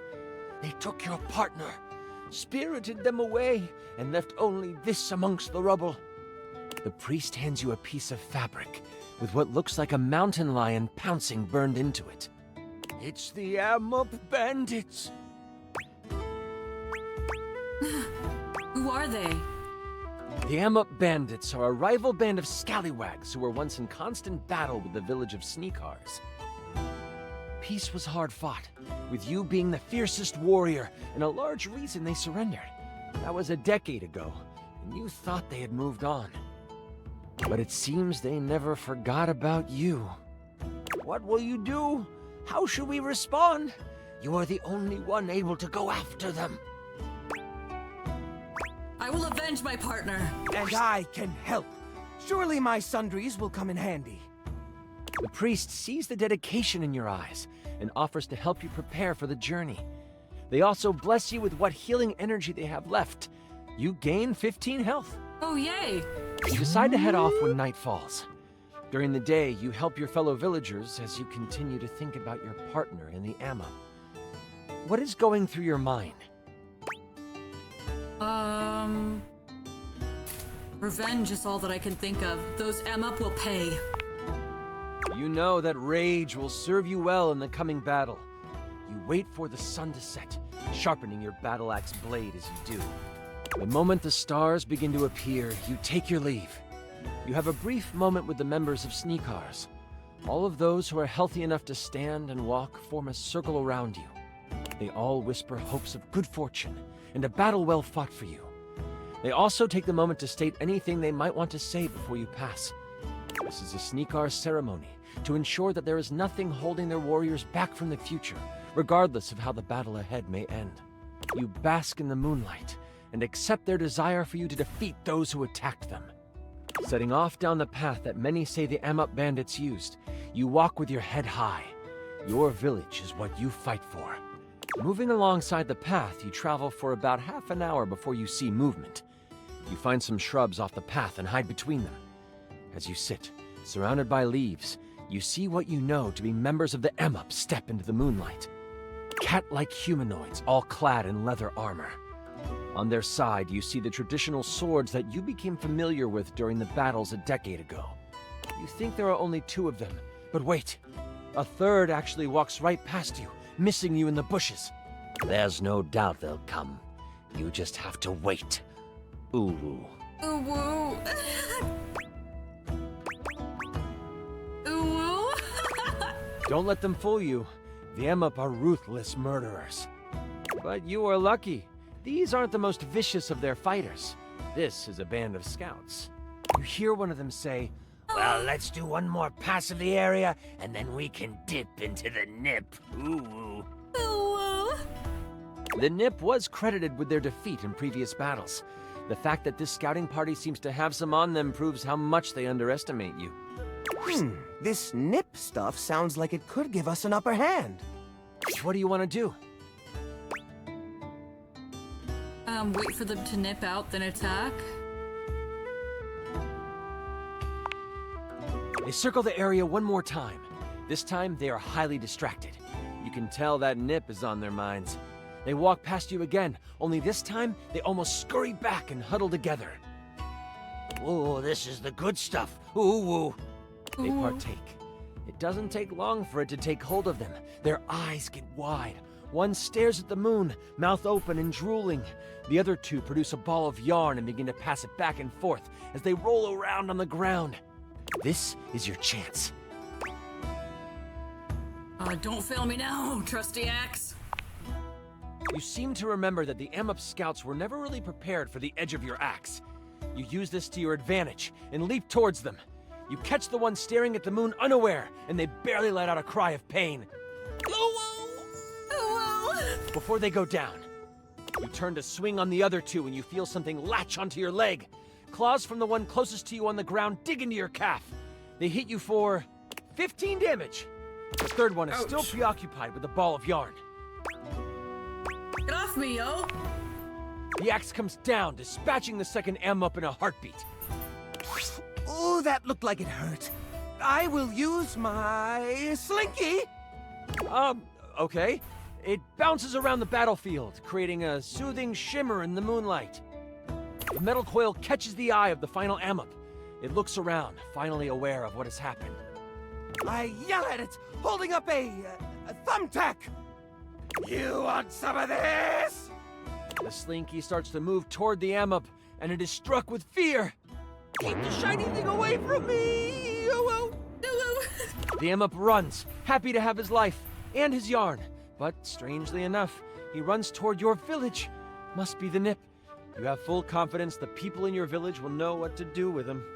As you take off toward the M-Up camp, you find yourself upon a dried-up stream bed. The warm days the past few months have not been kind to this stream. You look down on the dry stream bed and you think of the first time you spent the day next to it. It was the war. The battle had been raging on several fronts, and the weather had been gloomy. But on this day, the sun was out. It was just plain perfect that day, and both sides of the conflict knew it. No attacks were launched. Instead, you got to bathe in the cool stream waters. You cleaned your wounds, washed your face, and relaxed for the first time in weeks. That was when you first saw your partner in their birthday suit. You were spellbound. You didn't make a move then. Instead, you played it cool. You cracked jokes, splashed around, and let the sun dry your skin together. That was the day you fell in love with them. You were certain of it. It would take months after the fighting had ended for you to finally try to court them. But this is where it began. It feels fitting that it is dry now. That was beautiful.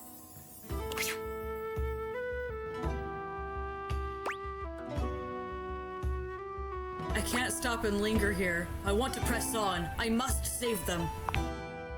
You notice the fatigue in your body, but you don't let it slow you down. You press on toward the camp. Uh-oh. Wait! I scoop up some of the mud from the riverbed and create a mud mask. Just a moment to pamper yourself. Okay. Strike the mud mask sample from your inventory. How much do you heal for? Let's see. Oh, cheese and crackers. Only 5 HP. Sorry it isn't more. You find yourself at the edge of the Amup camp. They are out in full force. You scout the area to try to decide what to do. Lucky for you, not much has changed in the decades since you last stormed these wooden walls. This gives you a slight advantage. Still, they have numbers on their side.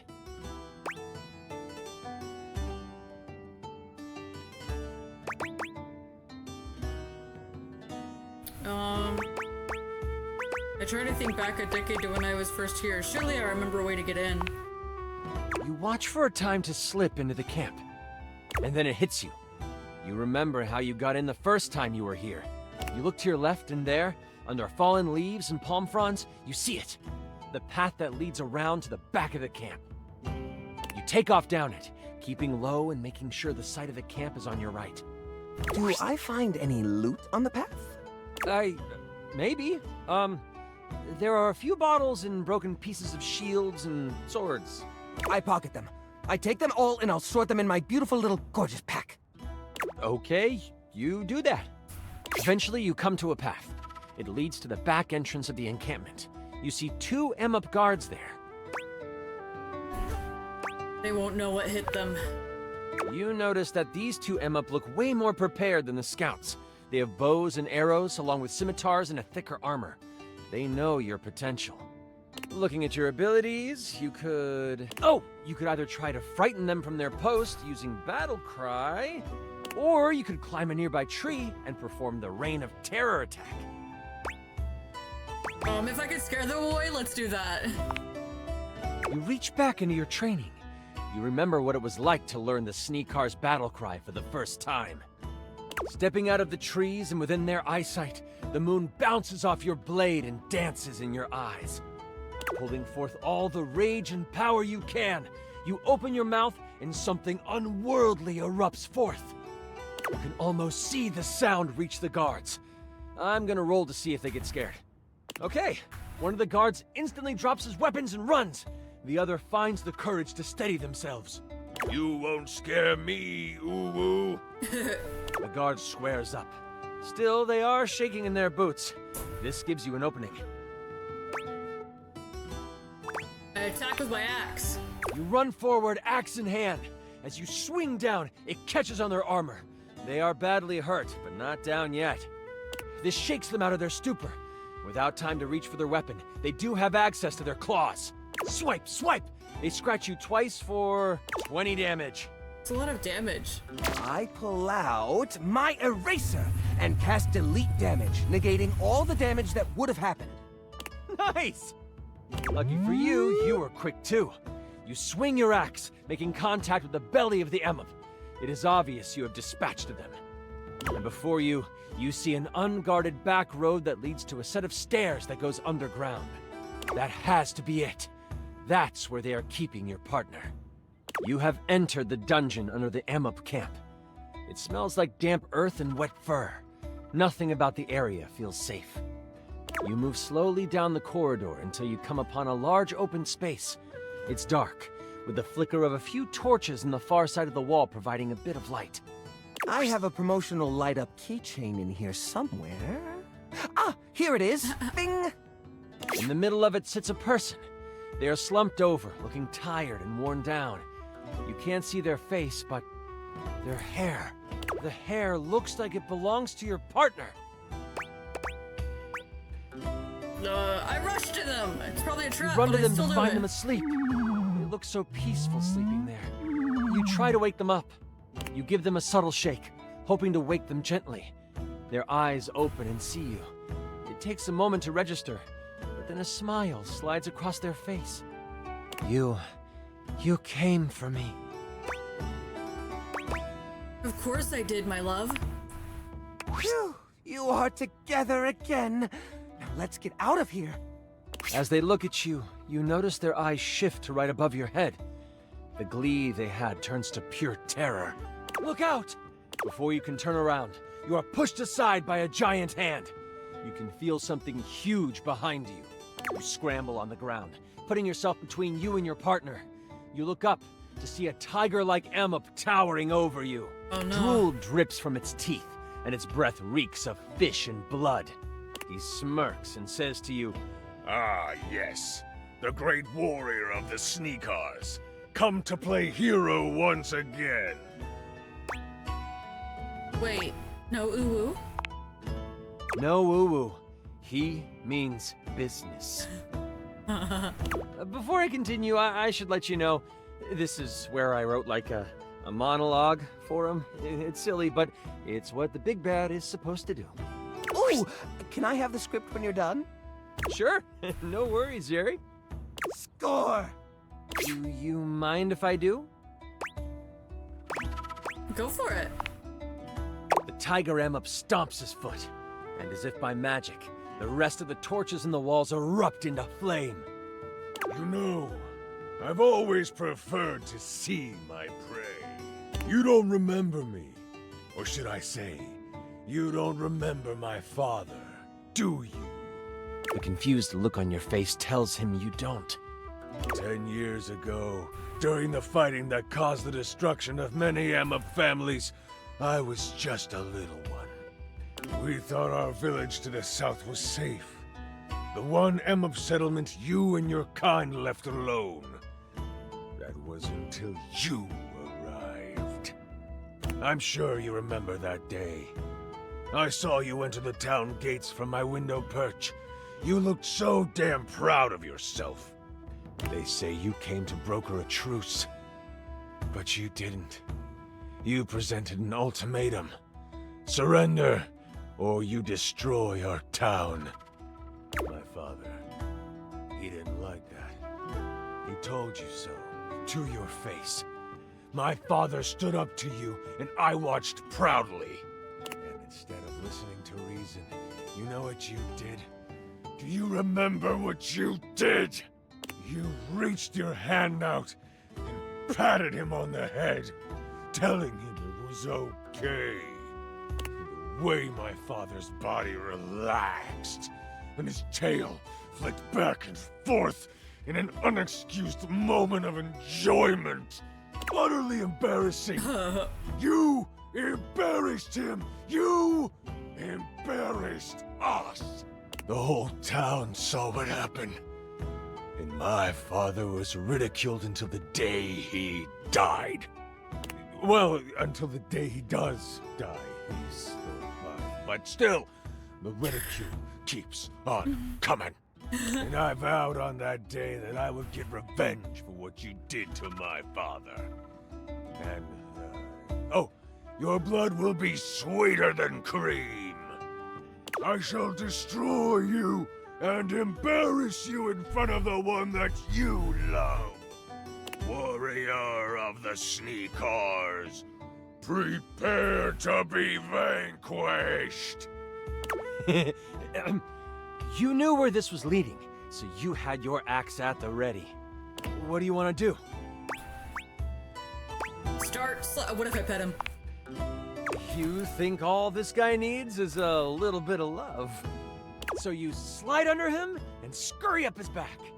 Once on top, you start petting, scratching behind the ears, patting his head. For a moment, he stops. You see his tail behind you flickering with delight, And is that a purr you hear? Oh, it is. Good kitty, kitty, kitty. But this doesn't last long. Soon, you feel a searing pain as claws dig into your back. You let out a scream of agony as he throws you off. He hits you for 25 damage. Ow. I have one more charge on my eraser, so I negate that damage again. Although I can only negate 15 of it this time, so 10 sneaks through. That homebrew item might not be balanced well. I'll look into that later. You use the eraser, and it turns from a healthy pink to a used and old gray. It was worth the sacrifice. How dare you try to manipulate me! I will destroy you! What do you do now? I hit him with my axe. You decide to bet on your faithful axe. This time, you go low. You run towards the tiger M-up again, only this time you slide right before you get to him.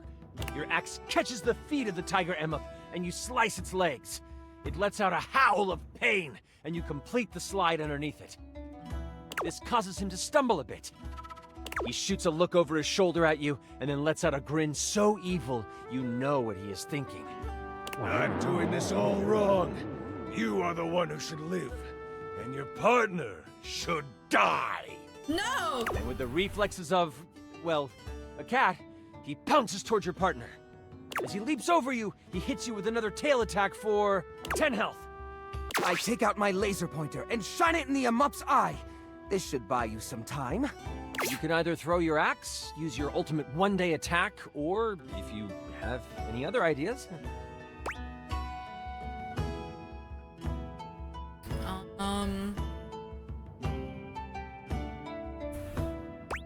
One ultimate attack, please. I worry I'm gonna kill my partner in it with it though. You are tired of playing games. That rage you were trained with comes to the surface. You are ready to destroy this Amup. Power flows through you, so much so that rocks begin to float around you. Shh. Yellow gold energy culminates around you like flames. Your hair changes color too. Whatever color you want, really, but yeah, it changes. You fly across the room, catching the Amup midair. Punches faster than the eye can see fly from your fists. The tiger Amup can't even grunt in response. You have taken on your glorious guardian form. Yay! All of your training has come to this, and you are executing it flawlessly. When you are finished, the tiger Amup is clearly incapacitated. As the energy leaves your body, you collapse on the floor.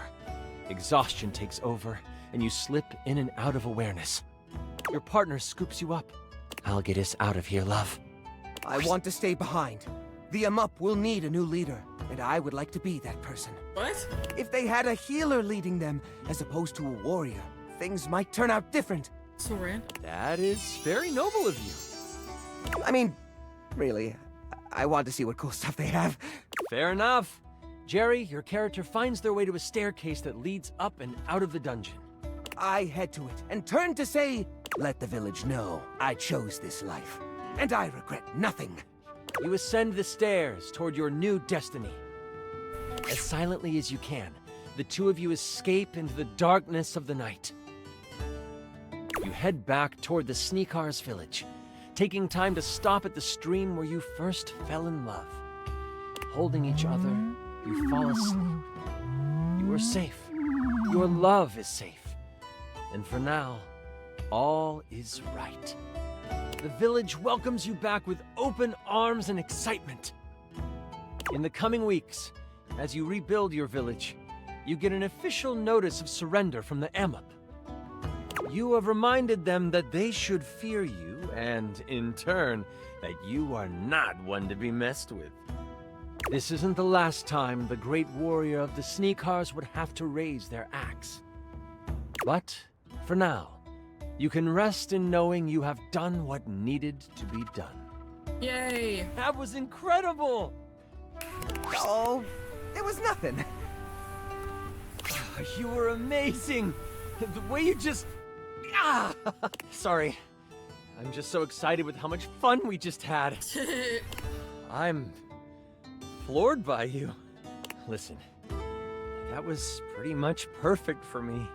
You are pretty much perfect to me. And if you are ever wanting to roleplay again, in any way, let me know. We could move from the character sheets to the, other sheets. My god. I understand your insinuation and I'm all for it. Yeah, I'd like that. Same here. It'll be wonderful. Sure, Cherry. Sure. Until next time, you mighty hero, I'll be waiting for your epic return.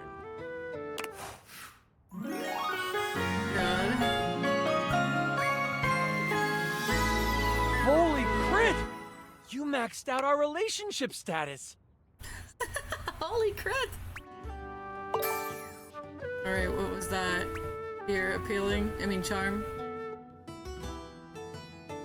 Appealing might be stretching it, but at least you're no longer appalling.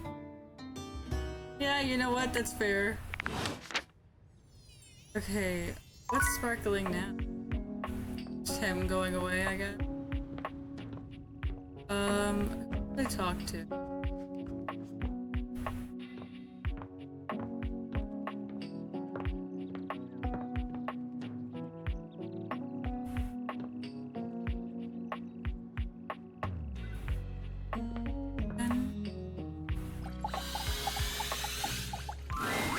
You have returned. Yeah. Well, choose your destiny. Santa and Elf. You, elf, come here. Ho, ho, ho.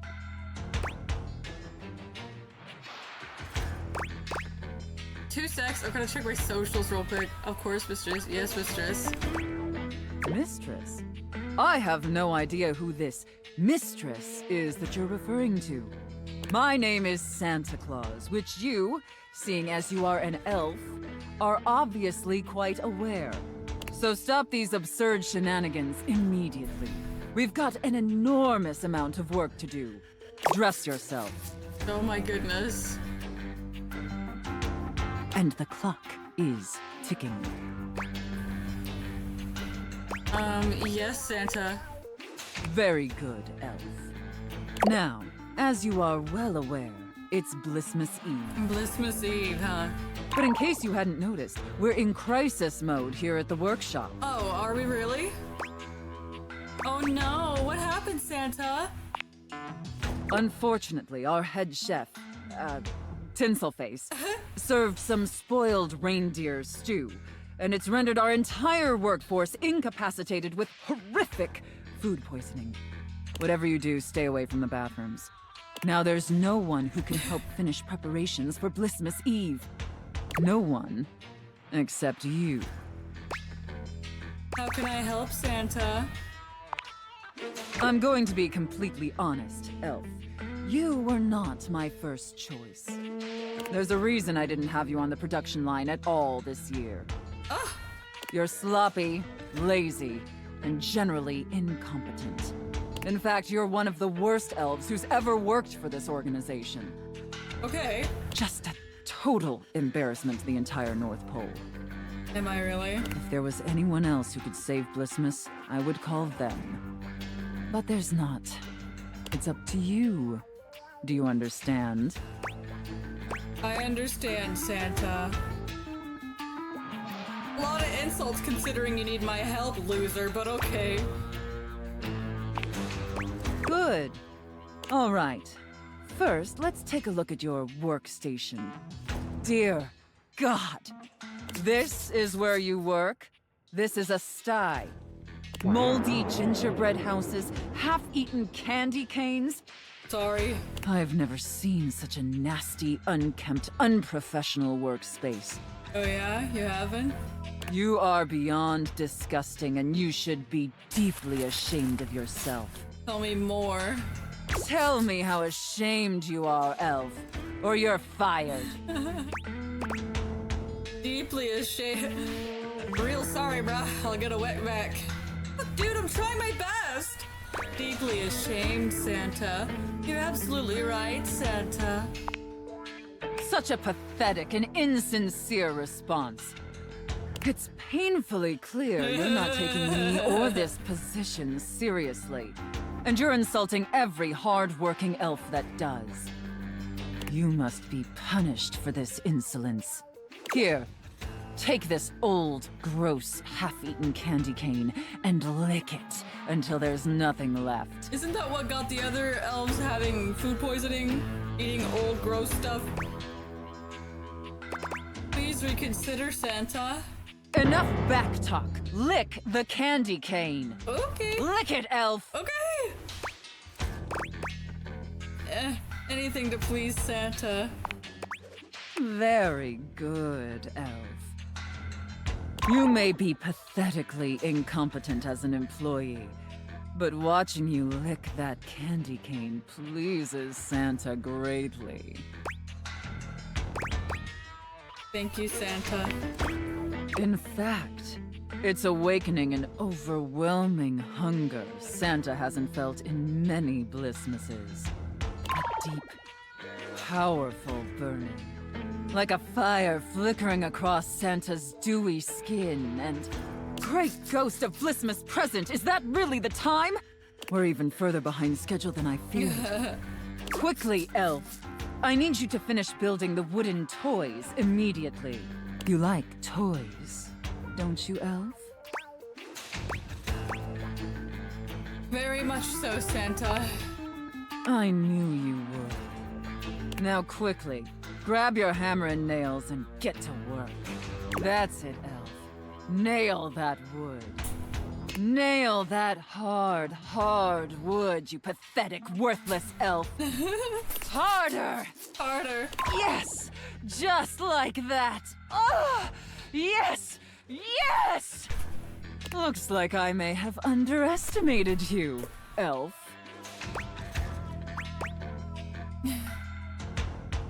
Thank you, Santa. No. Thank you, elf. Santa is very, very pleased with you. But enough chit-chat. There's still much we need to do before delivery. Now take the wooden toys over to the gift wrap station. They need to be properly wrapped before they can be distributed. Okay. Quickly! Okay. You got it. Yes, Santa. Right away, Santa. Now wrap the presents using this silk ribbon. Tie them up tight. Real tight. I want them tied so tightly that they're losing circulation. Do you get me, elf? Absolutely, Santa. That's it, elf. Tie them up real tight. Do you feel that, elf? Do you feel how tight those ribbons are? I imagine anything tied that tight would be completely immobile, trapped, and utterly helpless. Can you imagine that, elf? Oh yes, Santa. All right, enough gift wrapping. Now let me check the time and... You did it, elf. You successfully fabricated and wrapped all the gifts with seconds to spare. Honestly, I didn't think it would be possible. But despite your myriad inadequacies, you actually managed to save Blissmas. I think that deserves a reward. Don't you? Yes, please, Santa. So I successfully pleased you, Santa. Please be a Ferrari. Please be a Ferrari. Does this mean I qualify for health insurance? So I successfully pleased you, Santa? Let's not ruin the surprise. Here. Come take a seat on Santa's lap to receive your reward. But first, I need to consult with my list to determine whether you've been naughty or nice. It should be nice, I helped. Of course, Santa. According to the list, you've been very naughty this year. Uh-oh. I wasn't aware of that, but honestly, I'm not particularly surprised. Unfortunately, that means there's only going to be one thing stuffed inside your stocking. A lump of coal. No! It's what you deserve. But... Nuts. I understand, Santa. And scene. Ah, I don't know about you, but that left me quite pleased. An adequate and serviceable job, my little wretch. Tell me, did you find it as satisfactory as I did? Absolutely. Thank you, mistress. Very good, wretch. It pleases your mistress to hear that. And considering you were not a total disappointment, I'd be interested in exploring another scenario with you. See you next time. See you next time. I look forward to experiencing your vain attempts to please me. Well, that was fun. Time to go to bed and then save. There you are. I was just thinking about you, you know. Where were you? How about a kiss? Kiss her. You envelop Betty in your arms, and when she kisses you, it truly knocks you senseless. For a few moments, there's nothing but you and her. You and those maddeningly perfect lips and killer curves. It's hard to stop at just a kiss when it's this good, but somehow, you manage to pull yourself away. It's going to be hard to wait. But I'll see you tonight, cutie. Right. Good night.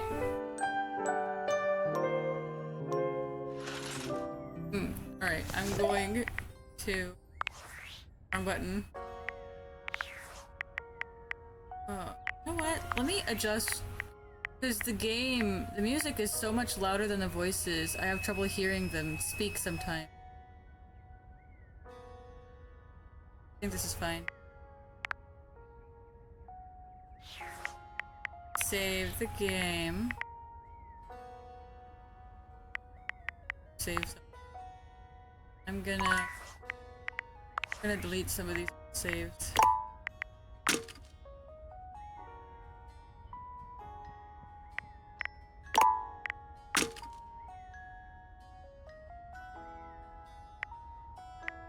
Anyway, yeah, thank you guys so much for watching. I'm having a lot of fun meeting a bunch of different random fucking furniture and appliances and stuff and seeing what everyone has in store for me. I hope you guys are having fun. If not, then I'm so sorry. I don't know what you... Anyway, yeah, see you guys in the next episode. I hate it. I don't know how to end episodes.